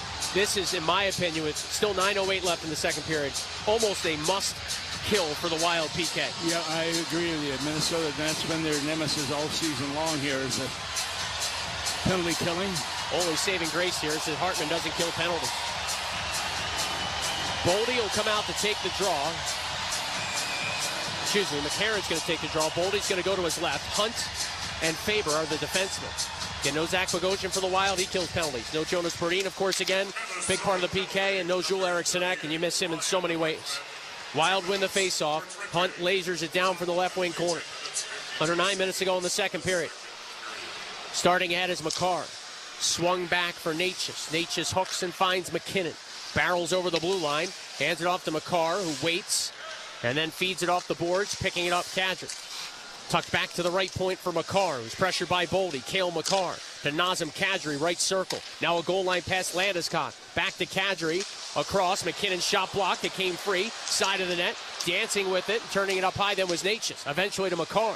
Makar skates to the top of the left circle. Took a shot. That tip just wide. It will skip up. Not out. Kadri held in. Again to Makar. Now Kadri, right circle. Goal line pass Landeskog. Quick centering feed for McKinnon. Batted away. McCarron uses right glove to swat at it. But again, the Avs hold in. McCarr right through the high slot. Off for a drive. Good save. Gustafson on the one-timer for McKinnon as he got it with the upper half of his body, pushing from his left to his right. Avalanche showing some tired penalty killers out here for Minnesota. They hold in again. It's McKinnon to McCarr. Now right circle, Kadri just above the dot. Goal line pass, Landeskog. Fed back to Kadri. Takes a look. Saucer pass McCarr. Top of the left circle, down low. A jab. Not much there for McKinnon. McCarron right side won the battle and shoves it down. Well, Minnesota just making that square right in front of their own netminder, and they're doing a good job so far. And right now, your goaltender has got to stop this puck. Both teams changed. That was almost 90 seconds in the D zone for that four-man penalty kill unit. Avalanche re-attack. Lekkonen's pass tip. Nico Sturm gathers. Remember, the Wild had a shorthanded goal in Game 1 and 2 in the regular season against the Avalanche in 4 meetings. One of them scored by Sturm. As Jake Middleton slides one along, Taves is back to pick it up. Dying second to the Hartman minor. Looks like the Wild will get out of the woods. Just over 7 minutes to go in the second. Bolting into Chushkin. Chushkin tried to slide in front with a shot. That never got free. It's cranked all the way down by the Wild. Gloved as it came on net. Wedgwood just hangs on as Hartman's out of the box, and he was bearing in, forcing Wedgwood to get a whistle. Yeah, and the coach talked about Hartman this morning at the media scrum there, saying how he's kept his cool pretty well throughout the playoffs, but every once in a while he gets close to that line but hasn't gone over it at this point, which is a good thing for Minnesota. We don't need those penalties, and right now the faceoff is going to be deep in the Colorado zone left of their goaltender. With 7:01 remaining here in period number 2, still 3-1 lead for the Avalanche. Hartman won the draw. Set play off the faceoff allows Kaprizov to streak in right side around the net of Wedgwood. Kaprizov to the back post, and it pinballed around. And it's gathered by Nelson. Chopped off the board. Hughes pinched in. Hartman got hit up high. No penalty. Hartman lost his stick. Play continues. He'll pick it up now at the left circle as the Wild try and hold in here. Loose puck battle deep in Colorado ice. It swung up high for Faber. Faber stopped, lost his footing, got the puck somehow to Zuccarello. Zuccarello at center point. Fresh help coming off the bench. It's Middleton. Swept along Kaprizov right circle. Kaprizov at center point fired one, came off the end wall, jabbing at it Hartman. Wedgwood's on top of it. And he wasn't really. The puck's loose side of the net, but the whistle halts play. 6:23 to go in the second. Yeah, and Hartman right in the middle of it once again, right by that net area, and takes a couple of hits here. And so often, because he's got a reputation, they let it go. They don't call the penalties. I mean, that's interference. The puck's not there. And Nelson comes up and catches him right in the chin with 2 gloves. One more look at it here, Tom. Puck's not there. You're right. It's not. Unfortunately, you saw it, but they didn't. It's a bang-bang play, right? And so tough at full speed, I'm sure, but Wild would have loved the call there. An offensive zone draw still for Minnesota. McCarron wins it. Right point, Spurgeon walks in, loads, fires a drive. It ricocheted back to the corner. Spurgeon hustles it down low on the cycle, looking for Tarasenko. Jack Drury stole it for the Avs, couldn't clear. Another try for Drury. Had it swept loose by the Minnesota forecheck. Now Burns off his end glass. Middleton to crash down along the boards. Jabbing at it a couple of times are the Avs. Good job by Trenyon and Middleton to keep it alive. Now Trenyon trying to center. It's slice free, and the Avs relieve some pressure, clearing to the neutral zone. Hustling to loose puck, Parker Kelly. Kelly taps in. He and Middleton wrap each other up. Now Logan O'Connor for Colorado. Banks it off the back of the Wild net. Drury got it at the point. Kulak just swings it back around the Wild cage. Trenyon initiated contact, worked it free. Tarasenko pops it to center. 5.5 minutes left, second period. Wild down 3-1 in game 2. They'd love to get one before intermission, as this will be an icing call coming on the Wild as Middleton swats one around his end boards and it goes down the ice. Now, winning those draws, especially in your own defensive zone, we talk about it all the time, is going to be important for Minnesota here right now. It's just a little over 5 minutes to go here in period number 2. Sounds pretty even, all 16-15 now in favor of the home team.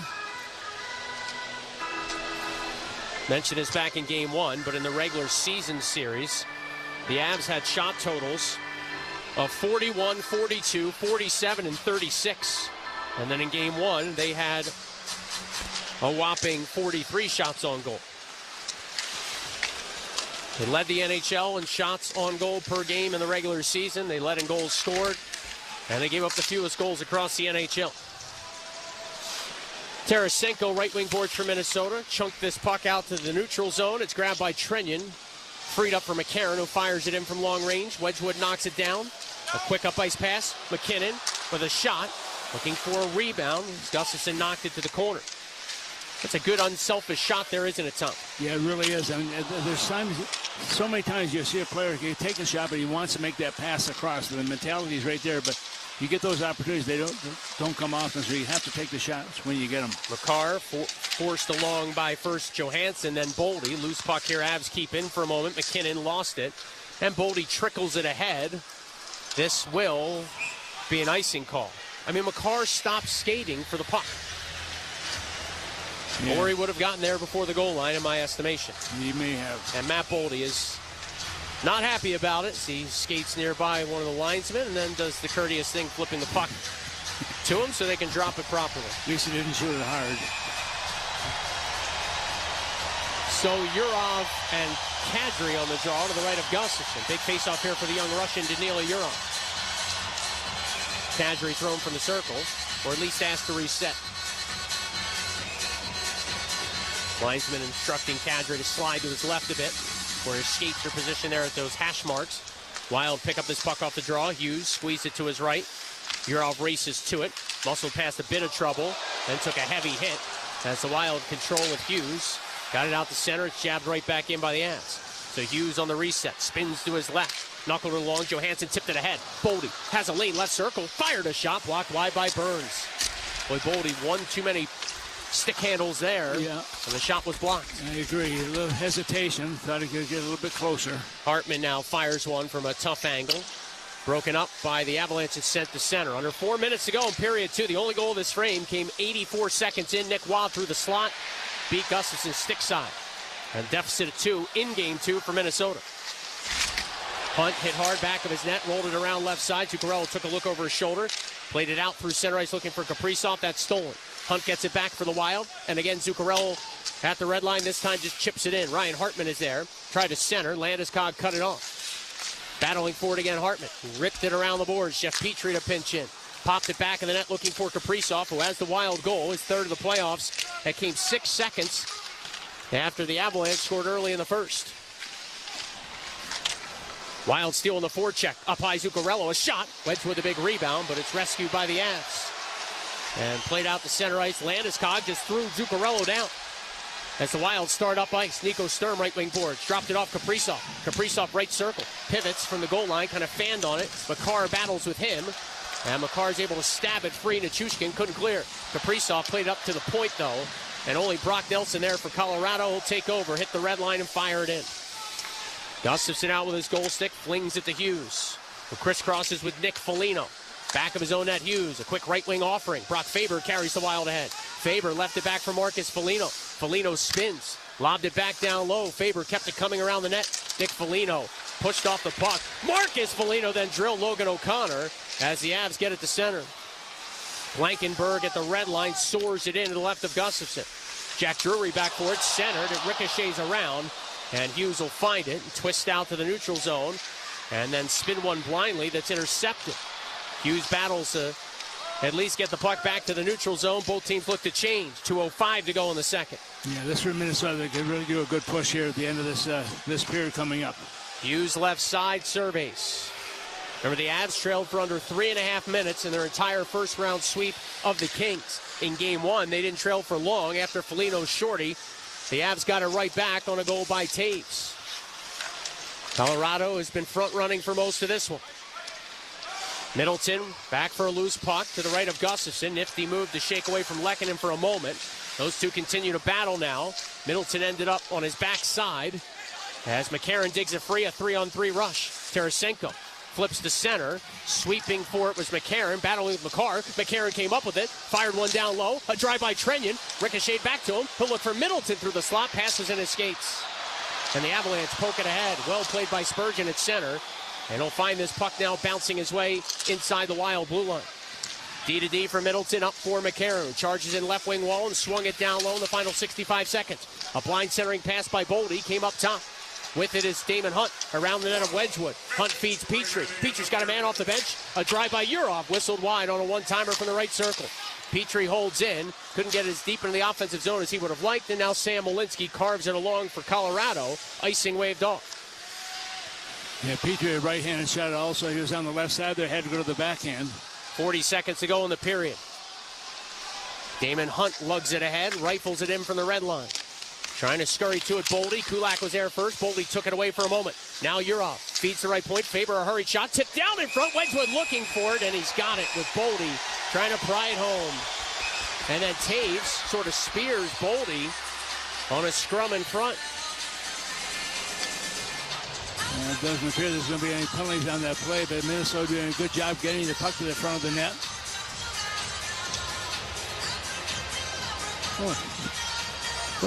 Did not see that? I mean, it was Taves taking his stick blade and going right to the legs first of Boldy, and then poked him in the crest of his jersey. I can see it from here, and they're a lot closer. They should be able to see it even better. Well, maybe not. 27.3 seconds left in the second period. Offensive zone draw for the Wild to the left of Wedgwood. Hartman's on it for Minnesota against Nelson. Nelson guides it back. Taves sails it to neutral ice. Faber reached up to get a piece of it. Nichushkin bottles him up. Now it's Hughes with 17 ticks to go. Hughes skates to his left. Curls back. Tries to get away from Landeskog. Couldn't. Gustafsson out with his goal stick. Freed it up for Faber. 8 to go in the period. Faber deep in his own zone for Minnesota. Works to his right. Fed it back to Hughes. Hughes swings it to Hartman, and the second period's going to end. Well, a 2-goal lead for Colorado after 40 in Game 2. And again, when a home team, in this case the Avs, take a 2-0 series lead in a best-of-7, they advance 88% of the time. Should point out, though, both times the Wild have bested the Avalanche in a playoff series. Both of those series they've trailed at some point by 2 games, including the 2003 3-1 deficit they erased and eventually moved on to the conference final, the only time in franchise history. Second intermission upon us. Tom Reed's hotline comes your way. Get those questions into 64686. Nick Wild, the tally for the Avs, and the Wild down 3-1 after 40 in Game 2. You're listening to Wild Hockey presented by Grand Casino.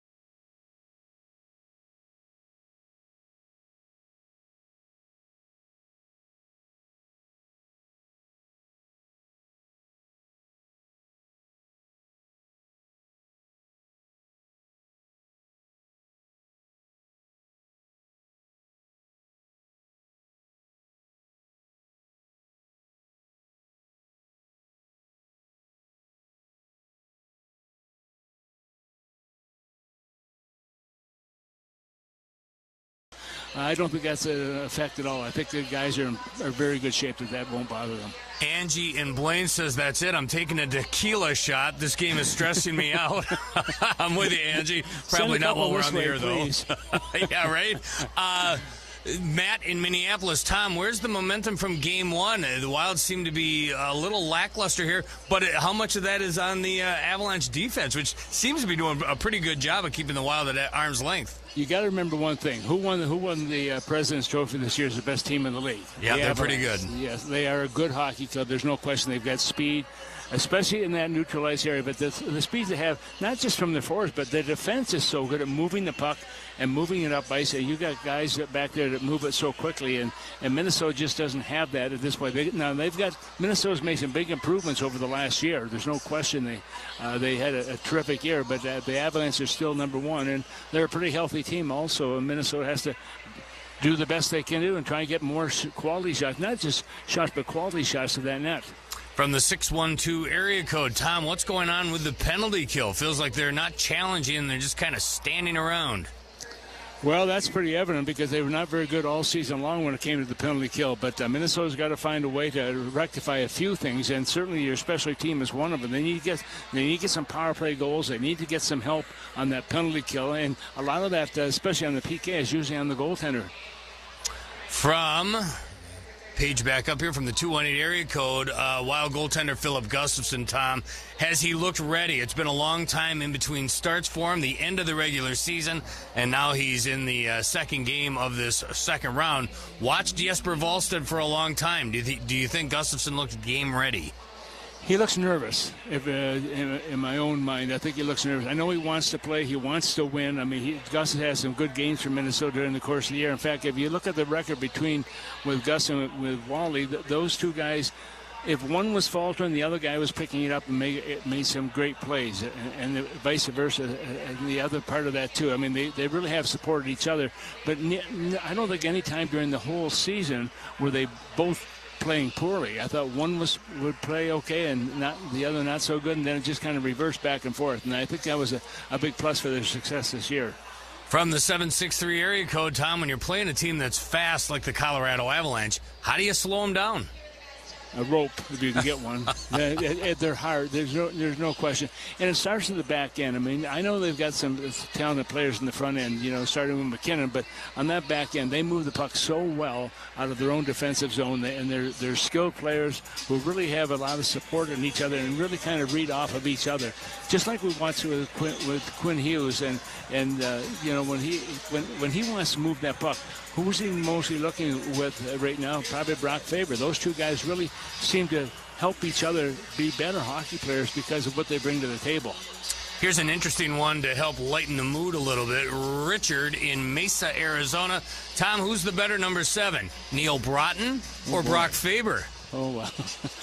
Well, I'm going with the defense. I have to go with the defense. There's no question. Brock Faber he's certainly a player for the Houston. Now, Neil Broughton was one heck of a player, and he's got the gold medal around his check from around his neck, I should say, from 1980. Of course, he was a terrific player, terrific guy also, and fun to be around. But I have to go on the defense side. The skill of the player today is so much stronger than it was 10, 20, 30, 50 years ago. It really has changed. It's another one of those questions where there really isn't a wrong answer. If you would have said Neil Broughton, I would have nodded my head just the same as I nodded it when you said Brock Faber. Yeah, good point. From the 763 area code, Tom, Jake Middleton has had a rough little stretch here. What do you think about moving Damon Hunt up and pairing him with Jared Spurgeon? Well, that may be a possibility. I mean, those are decisions that they have to make on the bench, and it isn't just on the head coach that's making those decisions. Jack Capilano also is another guy who works with the defense, and he can certainly make those suggestions to the coach and see if it works. And you try different things. If it's not working for you the way it is, you have to make changes.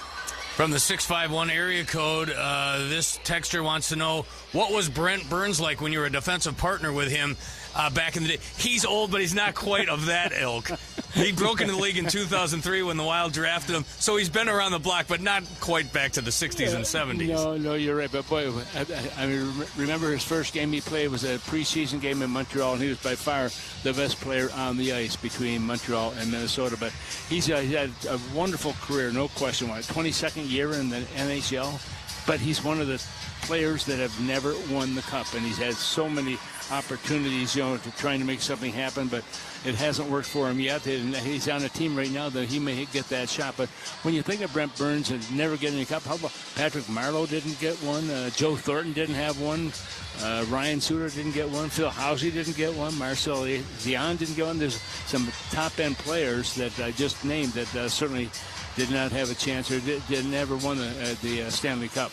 Here's a stat for you. Hopefully this is the reverse jink as we end the hotline. Avalanche this season, including playoffs, 44-0-0 when leading after 2 periods. So hopefully the Wild have something in the tank here in that third period to end that and get back to even here on this best-of-7 series. Well, I would agree with that. Hopefully they have something here coming in the third period, but they you know what? They got to get the legs moving again like they were in the first period. All right, Thomas, thank you. Thank you. Tom Reed out there at Ball Arena with Tom Reed's Hotline. Wild trail the Avalanche 3-1 after 2 periods of play. Someone's going to get a text, and with that will come a gift certificate down to Tom Reed's Hockey City Pub. Viewing party on Saturday for Game 3. If you don't have tickets, come on down to that. It's free. It's open to the public. Plus, use that gift certificate down to Tom Reed's Hockey City Pub. That place should be hopping as well during the entire contest. Wild got to get through Game 2, though, and make up some ground in that third period. We'll give you a recap of the first 40 minutes next. This is Wild Hockey, presented by Grand Casino.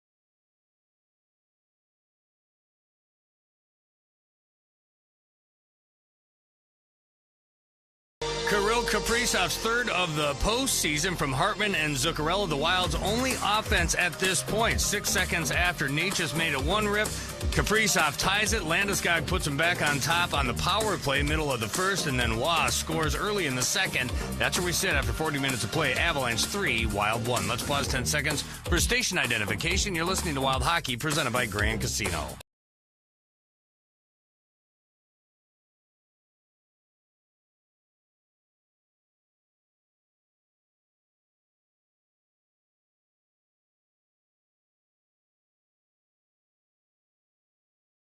Hockey lives here. With a shot turned out and forked wide by He swings a wraparound. Sirius XM NHL Network Radio.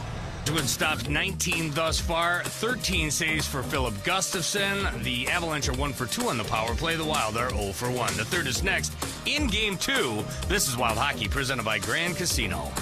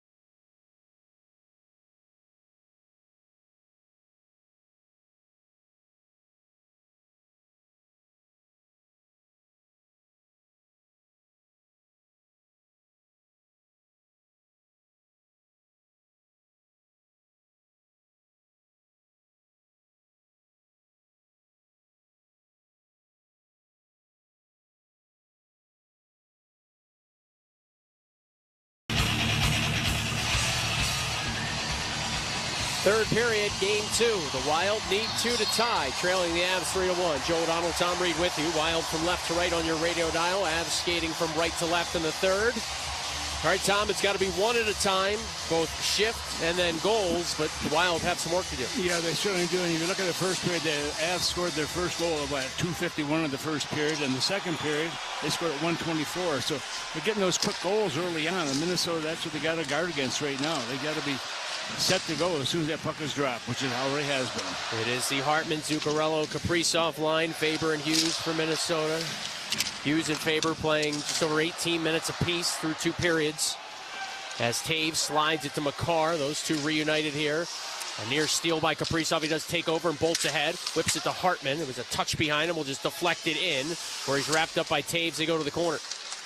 Now it's Makar feeding it to Arturi Lehkonen. Lehkonen got a goal and assist and with +4 in Game 1. Shovels it in. Both teams change. Shots 20-16 Minnesota. Hughes carries ahead. Rifled a pass that was tipped in by Urov. Scurrying to it, Boldy. Boldy right side. Tried to shovel it down low. It's blocked. Boldy kept in and was able to pry it to the right of Wedgwood. Malinsky overskated for a moment. He'll regather and go D-to-D for Kulak. Spurgeon pinched in on a pass. The Wild steal. Urov through the high slot. Down low, Boldy. Whiffed on a one-timer. Jammed him a bit. Labeled along by the Avs. Johansson gets to it. He's checked immediately And Colorado just chisels one down, icing here on the Avalanche. That was a very aggressive offensive zone sequence. Defensemen pinching, trying to win some of those puck battles, TR. Yeah, and you look at Minnesota right now, they've got to win these battles. I mean, they're behind by 2 goals right now. They need 3 goals to win this game, and so they've got to get the shots. They've got to get the puck out of their own zone and making sure that they have the puck going north most of this third period. If you're a Wild fan, most likely you are tuned into this broadcast. You don't want the stat on the Avs when leading after 40 minutes between the regular season and the playoffs. So we'll just let that one lay there. It's Kulak skies ahead, just over the outstretched and jumping Quinn Hughes. Nichushkin and Faber back to the right of Gustafsson. And now Hughes around his end boards. Faber couldn't come up with it. Kadri smashed along the glass by Trenyon, the league leader in hits in the regular season. As Blankenberg flutters one in, it's caught by Gustafsson. Yeah, Trenyon with 412 hits, I believe, during the regular season, and they've done a pretty good job also in the playoffs of this year. 31 hits coming into this hockey game. Got that big body.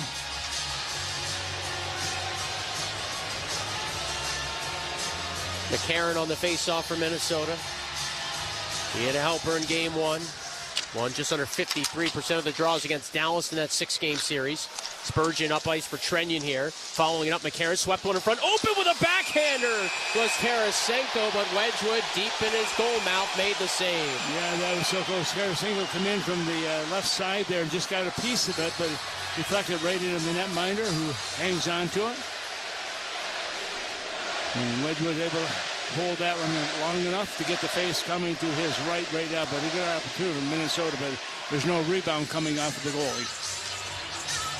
So Tarasenko, outer skate blade, deflecting that pass right to his tape, but he was in so tight he couldn't make a deft move like he made in game 1 to shake around Wedgwood. Just had to flip it on net. Yeah, and he's a guy who can put the puck in net. We talked about that before, the fact that he's done pretty well when it comes to playoff competition. He's got 3 points in the 3 games he has played so far in this series round. Same line stays out for the Wild, although Kaprizov now replaces Trenyon. Tarasenko over the right shoulder. McCarron looking for a pullback and a shot here. McCarron won the draw, but now he's going to be thrown from the circle as they blow the play dead.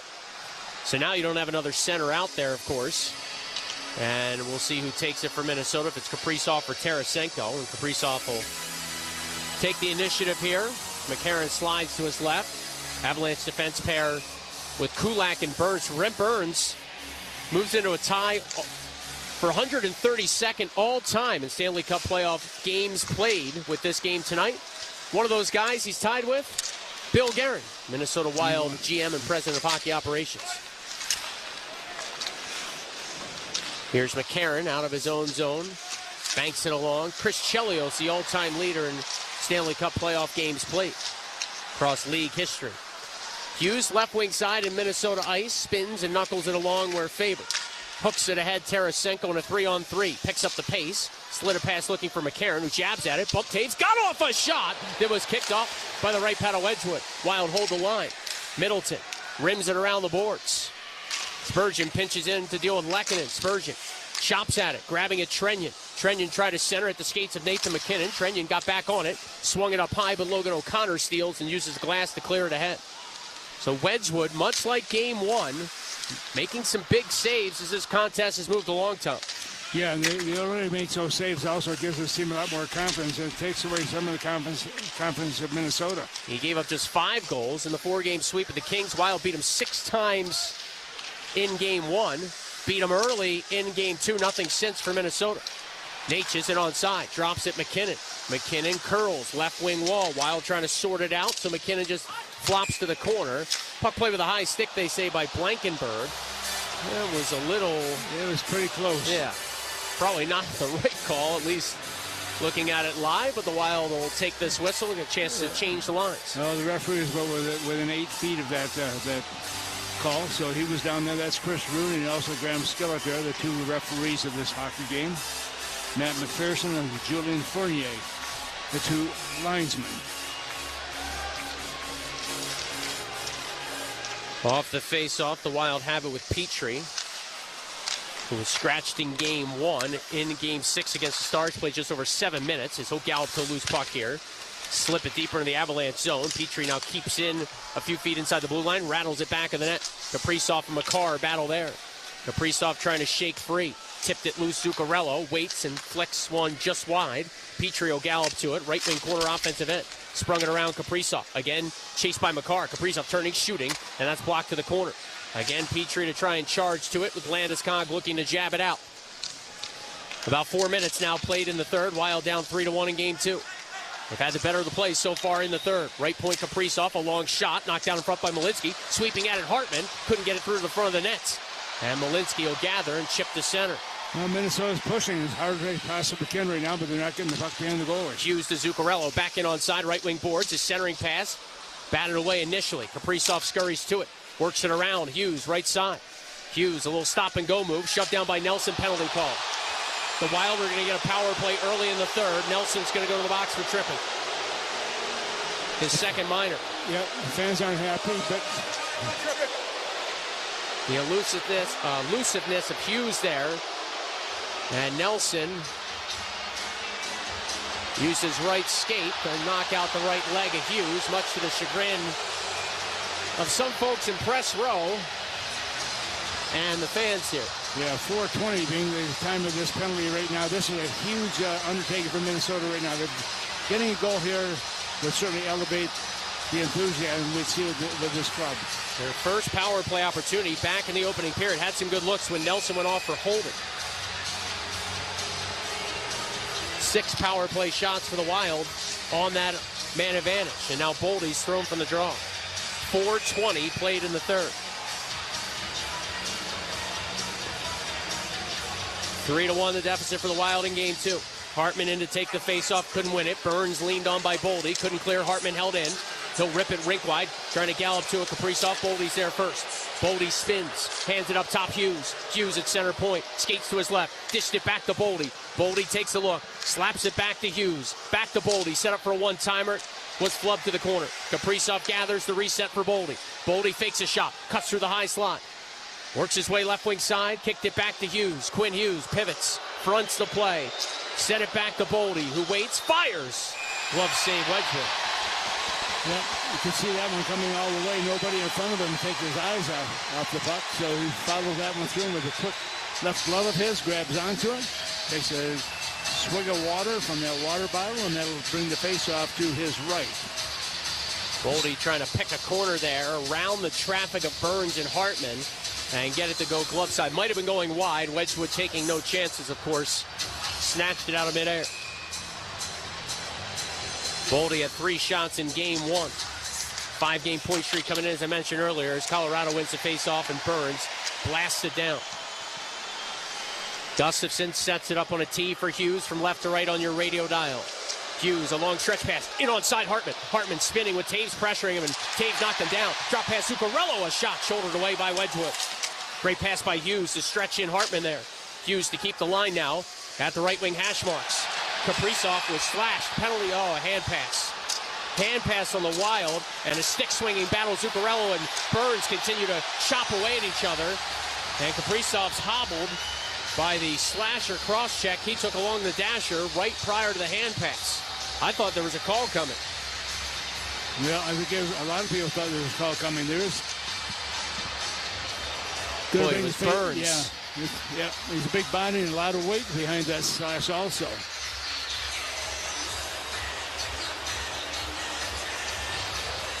Zuccarello, Tom, on that earlier sequence, Zuccarello was in the high slot. I looked, and he was getting up off the ice. I think Burns had sent him down, and so Zuccarello a little bothered by that previous sequence. Very possible. Now Hartman shoves Shaq Drury after the puck wasn't dropped by the linesman. Things getting spicy here. Certainly some frustration from a Minnesota standpoint. Their power play is halfway home. Kaprizov, Boldy, Zuccarello, Hartman, and Hughes remain out there. Usually the second unit will come out halfway through about this juncture, but the Wild need 2 to tie here. Boldy in onside to Kaprizov. Muscled it back to the blue line for Hughes, who curls away from Parker Kelly. Hughes dealt it to the left circle. Zuccarello in with a shot that hit Hartman, deflected high and wide. Hartman to the rebound. Left circle along the hash mark, Zuccarello. Now top of the circle, goal line pass Hartman. It's Kaprizov at the back post, found him, and Wedgwood made the save. Huge stop there, Wedgwood, and more rough stuff after the whistle. And we're going to have some penalties here, I'd imagine. I would think that would happen now. Oh, Boldy just got drilled and dropped well after the whistle, and the scrum had started to dissipate.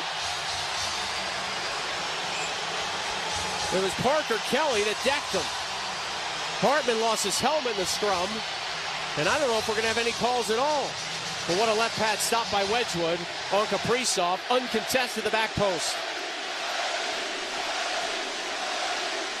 Hartman came in with both arms outstretched. Lehkonen grabbed him. Right glove by Boldy to Parker Kelly's face. Kelly caught the linesman with a stiff jab on accident. And no penalties for either team. Getting a little bit ugly right now, and this is where you wonder if the referees are going to let them go and play the game the way they want to play, which that's fine with Minnesota, I'm sure of that. On the road in his playoff career, Kaprizov, 10 goals and 10 assists in 17 games. That was coming into tonight. So now 21 points in 18 road games, including his tally early in this hockey game, but he could have pulled the Wild within one right there. He was robbed by Wedgwood. Tom, and Drury on the draw. Well, goaltending gives you a lot of confidence in your game right now, and Wedgwood is doing that for his team. Tarasenko and Johansson also out here dying seconds of the power play off the draw. Faber comes up with the puck, got it to the left side. Spurgeon a drive, shouldered away by Wedgwood. McCarron to the rebound. Starting to feel like the Wild are going to need a greasy one here. Wedgwood rising to the task. Center point Spurgeon. Off to Faber. Power play down to 10 seconds. Tarasenko back to Faber. Once more Vladimir Tarasenko. He'll shift it in the corner. Marcus Johansson try to center. Stolen by Taves. Outletting Drury. Chips it ahead. Faber hustling to it. Drury's there first. Left circle a shot at the outside of the net. Maybe the shoulder of Gustafson. Power play is over for Minnesota. Yeah, Tarasenko went down. He was down there for a few seconds. Finally gets to the bench right now. Johansson darted back in with a right circle wrister. Stick save Wedgwood. Avalanche come the other way. McKinnon. Watched carefully by Middleton. Those two tie each other up. Puck came free for Nelson. A man open in front. Couldn't gather it cleanly. And Johansson skates ahead. Johansson in on side right wing boards. Flips to the corner. Just over 13 minutes to go in the third. Wild need two to tie. Sturm won a battle. Tried to come out in front. It rolled off his tape. And it's rattled down the ice.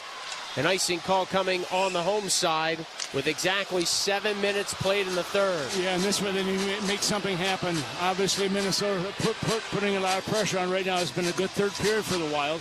But they've got to dent the twine, and they haven't done that here in the third period. Boldy, Kaprizov, Zuccarello for Minnesota as John Hines loading up a bit. Hughes in favor of the defenseman. Boldy will be tasked with the face-off against McKinnon.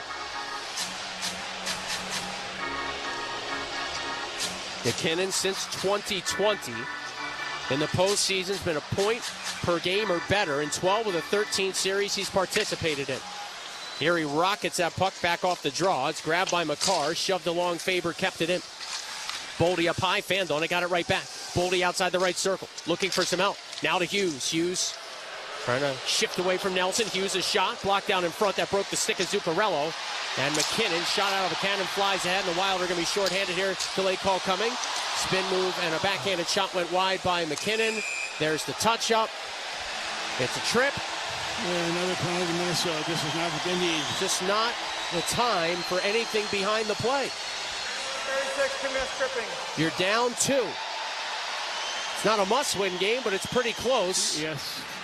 I would agree. And after all that pressure by the Wild and a failed power play, Zuccarello got a piece of Lehkonen, not much there, but the call made. Timeout on the ice. Wild to the PK. When we come back, 12.5 to go in the third. Down 3-1 in Denver. You're listening to Wild Hockey, presented by Grand Casino. Find out who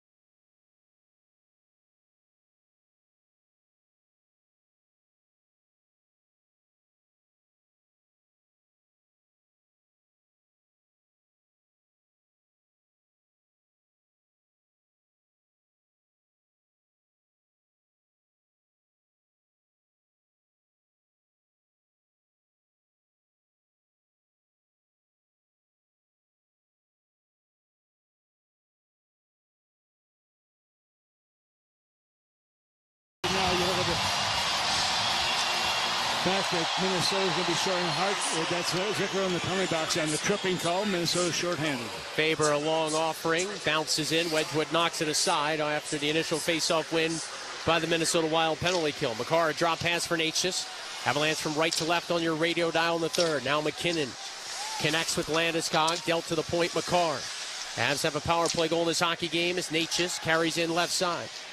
Marty Natchez surveys to the point. McCarr. Back to Natchez, a one-timer, cranked wide and left the playing surface. Good passing play, and once again, Natchez just firing that puck right to the netminder. I was watching the over the left shoulder of the goaltender, and there's a wide open space there. Gus had to have to move over there. Fortunately for him, it did not hit that target, and Natchez doing a good job of getting the puck to the net. McCarron and Landeskog on the draw. Landeskog able to free it up. He's got a power play goal in this hockey game as the Avalanche captain. A pass in front for a little tip. Gustafsson made the save. Rebound back deep in the Wild zone. Gathered by Landeskog. Sent to the point. McCarr with all kinds of room. Swings it to the right side for Kadri. Nazem Kadri, a goal line past Landeskog. Gave it right back that way. Kadri cross ice. McKinnon a drive. Gustafsson fought it off with Faber nearby. And Brock Faber shovels the loose puck all the way down. Yeah, Faber there to get that rebound, to get all the way down the ice. Halfway home on the Zuccarello minor. Under 11 and a half minutes left in the third. The Wild down 3-1 in game two, trailing the best of 7-1-0. Joe O'Donnell, Tom Reed with you. McCarr at center point off the re-attack by the Avs power play.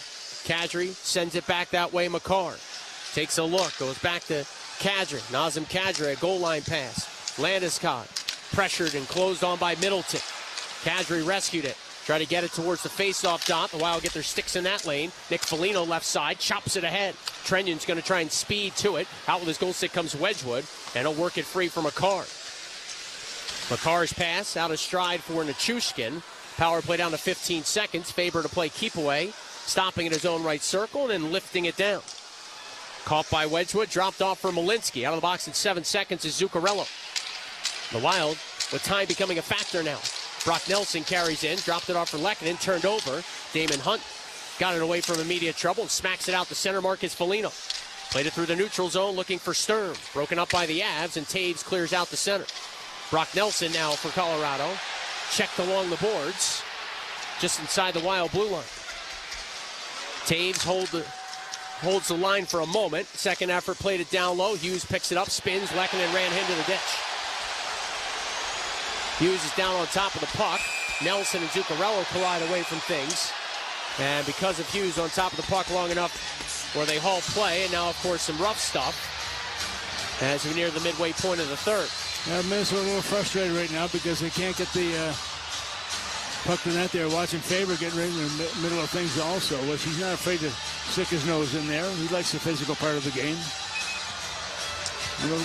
No penalties being called on the play. They're just a lot of verbal confrontations between these two teams. I know Hughes spins there, but that's a numbers first check by Lehkonen, drilling him into the end boards.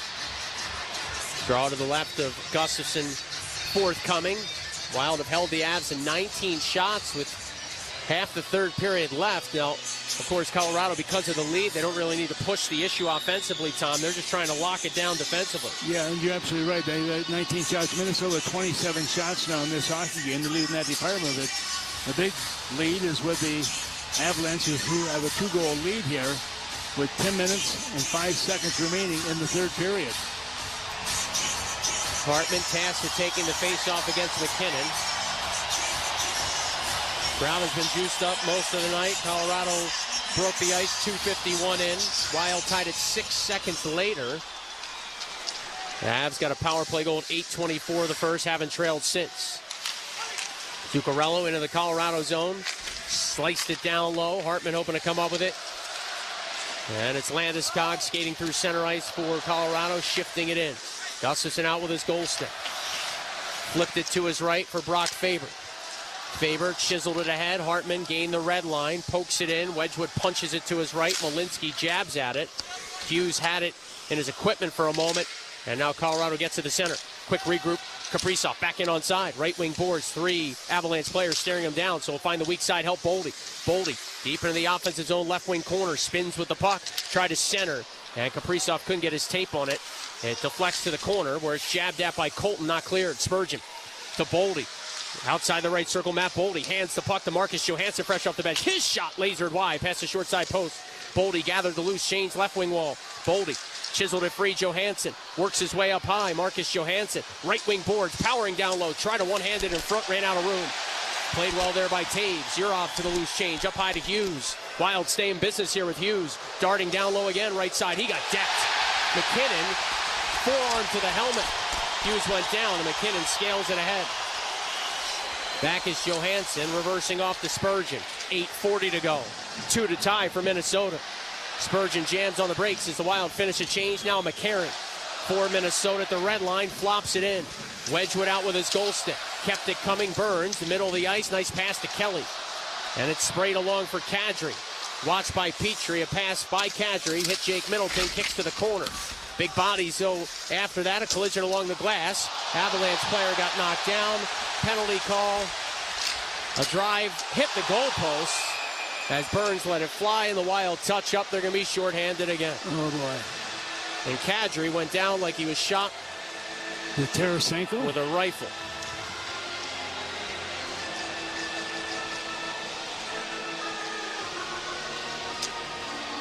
See what the call is going to. And McCarron's telling him you're not even bleeding.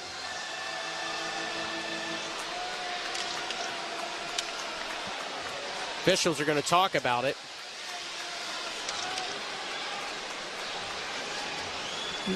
I'm not sure what they're going to look at here. Maybe was it Kadri's own stick? Only speculating here because we haven't had the benefit of a replay yet. Yeah, I was watching the officials. They were looking up at the big board also, looking to see if they could see something happen. Tarasenko's stick came up high. Kadri again sprawled out, stick flying, gloves to the face. Well, my goodness. And no damage done. Timeout on the ice. We'll sort it out when we come back. 91. 2 minutes, high sticking. 8:11 to go in game 2. Wild down 3-1. You're listening to Wild Hockey presented by Grand Casino. Hockey's not just a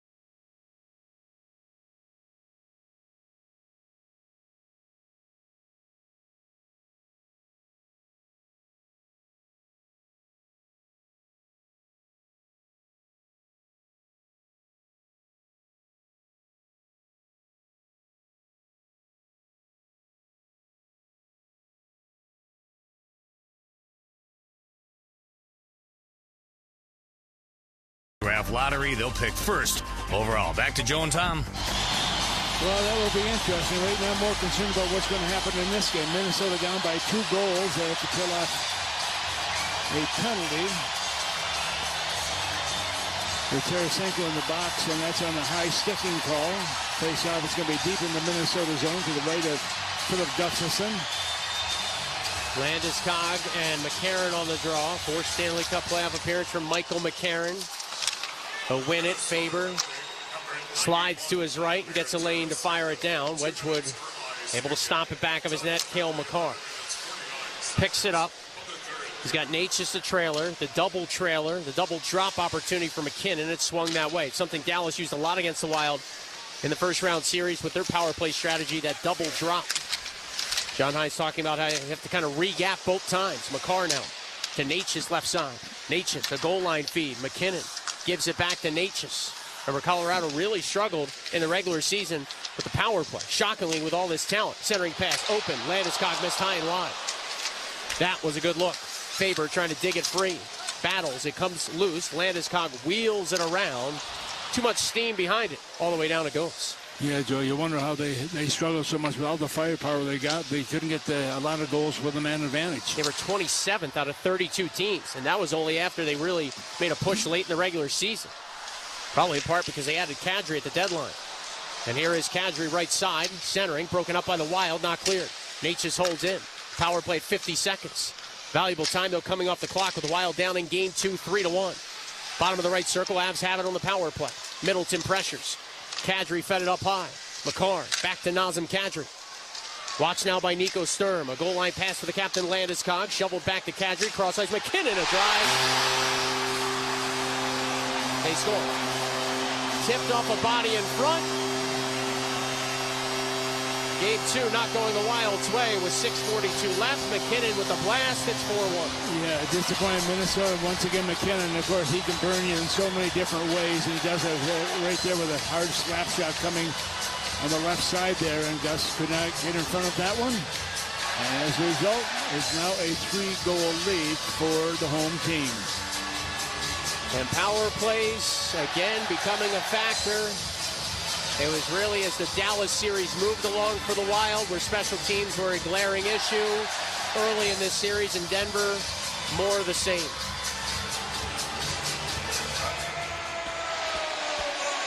Again, when you see a man advantage like that, Tom, you wonder how they struggled so much. Yeah, absolutely. And then moving the puck in Minnesota, I mean, they were positioned pretty good there, but that quick pass, tape to tape, and McKinnon can burn you in a hurry. 91, Nazem Kadri. And number 92, Gabriel Landeskog. Time of the goal, 13 minutes, 18 seconds. Faber up ice, Kaprizov looking for Hartman right side. Just had to slash it back of the net. Malinsky drills it around the glass, and it gets through center. Hughes hurries back for it. Nichushkin bearing in. Hughes all the way around the net of Gustafsson. Hughes separating from Valeri Nichushkin. Up ice now, Hartman. In on side, a little fluttering shot whistled wide. Hughes will gather, poked it to Petrie. Jeff Petrie smacks it behind the net. Nichushkin to try and poke it along. Zuccarello held in. Around the cage, hoping for Hartman. It was a touch too far, and Lehkonen hurries it ahead out to center, where it's smacked in by Drury. He'll line up Damon Hunt. So Hunt reverses Boldy. Stops at his own right wing hash marks, puts it on the tape of Hunt. Was able to weave it along Urov, trying to free up and get away from Brett Kulak. Urov muscling it to Marcus Johansson. Johansson turns to his forehand. Up for Hunt, hounded by O'Connor. Hunt slashes it back of the net. Grabbing it there, Urov centered. A shot by Johansson. He scores! Marcus Johansson gets it right back for the Wild. They trail 4-2 with 5:27 to go. His third of the playoffs. Yeah, he's right on the top of that blue paint area also. Positioning there, but Johansson able to do exactly what he was told to do, and that's to put the puck in the net. That's what his teammates are telling him, that he does that. So it brings Minnesota right back into it, but just keeping the puck in the zone, good effort.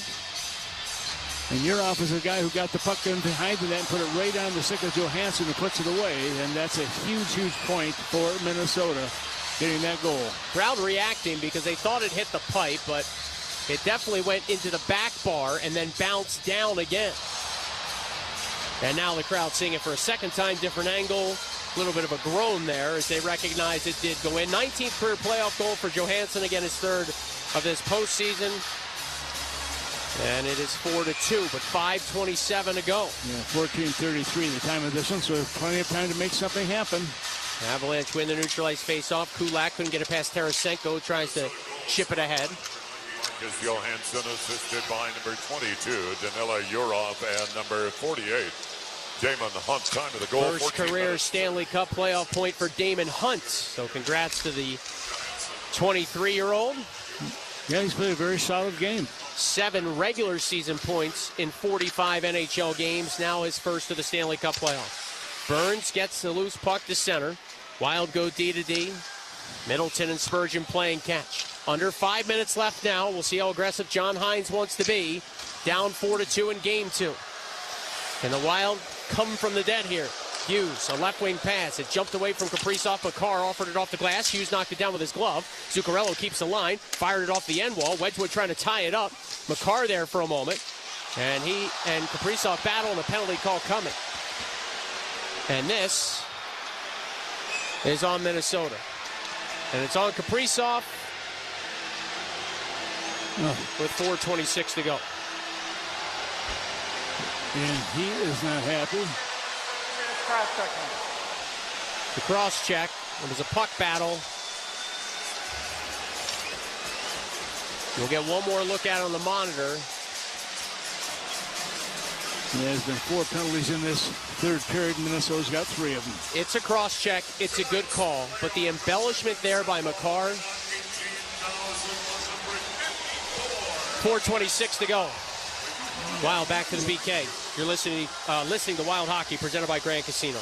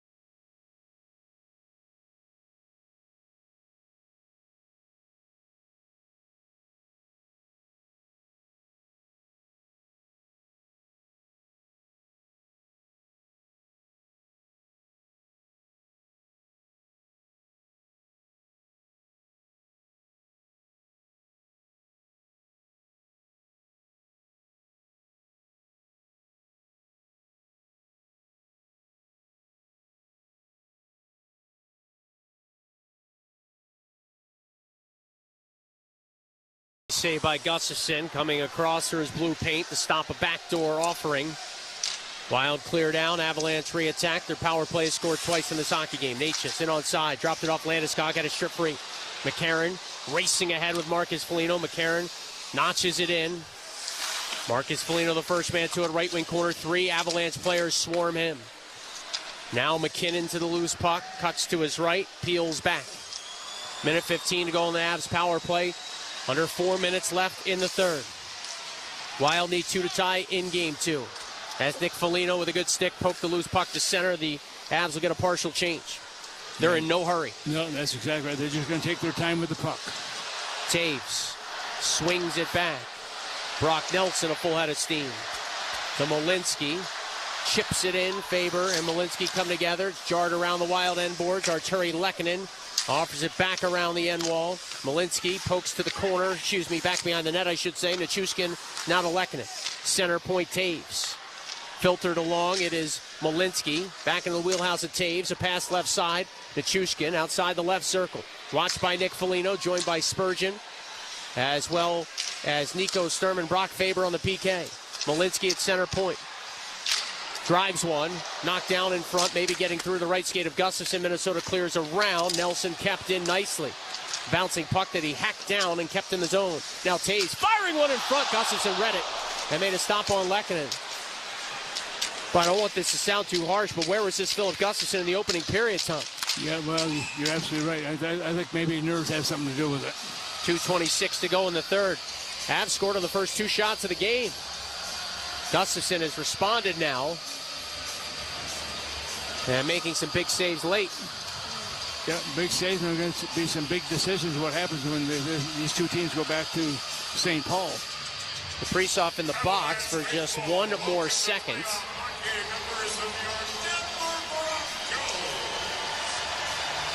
Wild win the faceoff. Hunt floats it down. Wide pass Blackwood, or Wedgwood, excuse me. And Wedgwood just jumps on top of it. And so the Wild are going to pull Gustafson here. 2:19 left, down 2. They'll get an extra attacker to make it a 6-on-5. On the faceoff, Hartman for Minnesota, Jack Drury for the Avs. So goaltender pulled here for Minnesota. Wide open net. Off the draw, Boldy races to it. A shot by Hartman was stopped. And he's on top of it is Scott Wedgwood. Yeah, good shot by Hartman right off the draw. He was at the outside of that circle, took that pass and just fired it. Wedgwood now has stopped 28 of 30. Hartman winning that draw. Avalanche are going to put out their top players here. Landeskog, McKinnon, Nelson, McCarr, and Taves. Basically an all-star team out there. Yeah, it sure is. All 5 Olympians this year. Hartman and Nelson on the draw. Nelson guides it back. Taves around his own net. Nathan McKinnon at an empty netter in game 1. Squeezes it to center. They'll say this puck deflected. There's no icing. 2 minutes left now, and 200 feet in front of Brock Faber from left to right on your radio dial. The Wild down 4-2 in game 2. Hughes an up ice pass. Trying to step in on side was Kaprizov. Battling there against McCarr. Kaprizov got in deep. Fired it through the goal mouth wide. Faber rolled it around the end board. Zuccarello pinches in left side. Hacks it back around the boards. Boldy waits for it, right wing hash marks. Chased by Landeskog. Boldy peels it to the point for Faber. Faber gives it right back to Boldy. Boldy, top of the right circle. Up high, Faber. Shoots one, hit the goalpost. To the rebound, Hughes. Served it down low, Zuccarello. 90 seconds left. Wild need 2 to tie. Hughes at the left point. Swipes it along for Faber. Faber hands it off to Boldy. Everything to the outside right now. Boldy pressured in the corner. He got hit hard by McKinnon. He went face first into the dasher. And Boldy is hurt. And Hartman challenging McKinnon. Boldy just getting to his skates now. He is very slow to his skates. He's going to try to get out the center so the Wild can re-attack. And they're barely onside. Kaprizov in with a shot. Shoulder down by Wedgwood. Avalanche clear down. Boldy's going to stay out there. One tough customer. Icing here on the Avs with 55.8 seconds left in regulation. The Wild need 2 to tie. Yeah, they need 2, and it can be done. We've seen it before, but at the same time, you can see Boldy, the frustration coming off of him also, taking that shot, and no penalty call on the play. And the embellishment is unbelievable. The amount of in the league, not just here, but in the league all over. Over the left shoulder, the brunt of that collision. And Matt Boldy went hard into the corner boards. It was very close to being a full-on check from behind. Yeah, both teams right now, their respective benches here is the Avalance trying to put together a little bit of a game plan with the remaining 55.9 or 8 seconds remaining. Minnesota doing the same thing on their side. The Avalanche gave up 36 shots in game 1. In their sweep of the Kings, 3 times they allowed 25 shots. In game 3, they gave up just 26 shots. So 101 total in 4 games. The Wild had 36 in game 1. They have 32 here, or 31 here tonight in game 2. So they're getting their chances. It's miracle time, though, now for Minnesota. 55.8 seconds left, still an empty net. Wild use their timeout. Boldy stays out there. He's going to take the draw against McKinnon. Hartman and Zuccarello to his right. Kaprizov left wing board. Hughes in favor up top. Draw to the right of Wedgwood. McKinnon tried to muscle it back. Loose puck. Boldy peeled a shot. It was blocked. Second try blocked as well. They go to the corner. To the left of Wedgwood. Faber pinned up immediately. Zuccarello to Boldy. Up high for Hughes. Hughes slapped one down low. Nice wide on a tip by Kaprizov. Puck cleared out the center ice by Colorado. Hughes back for it. Hounded by Nichushkin. He's got to go all the way back in his own zone. Wild running out of time. Just over a half minute left. Quinn Hughes starts ahead. Feeds it right side Hartman. Now with Boldy near the blue line. Hartman fed one that was blocked. Regathers, spiked it to Hughes. Loads and rockets it in around the end boards. 22 seconds to go. Keeping in Hartman. Feathered it rink wide for Hughes. Hughes at the left point. Scoop down low Zuccarello. Left circle. Need a shot here. Zuccarello waiting. Firing one. Looking for a tip. Burns jabbed it wide.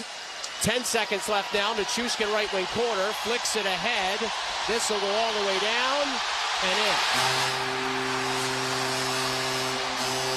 It's going to be a 5-2 final in Game 2 as Val Nichushkin ices this one. With 4.4 seconds left, the Avs are going to take a 2-0 series lead. Yeah, you're right. And you look at the Avs right now, 2 power play goals in this game, an empty net goal, and they win. It appears they're going to win this hockey game by a score of 5-2. So right now that goal coming with 4.4 seconds remaining in the third period.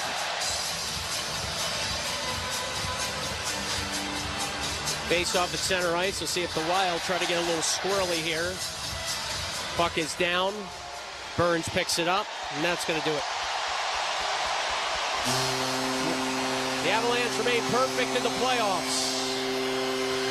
The Wild wasn't for a lack of effort tonight. A couple early goals against, though, with Gustafsson between the pipes. Proved to be a little bit too much to overcome. Nick Waugh's going to get the game winner, his second of the playoffs of the game-winning variety. And the Avs pick up a 5-2 win to take a 2-0 series lead. Yeah, once again, all season long, Joe, it's been the penalty killing that really has hurt this hockey team, and they just can't find a way to combat it. And gives the Avs credit. They get 2 power play goals. They get an empty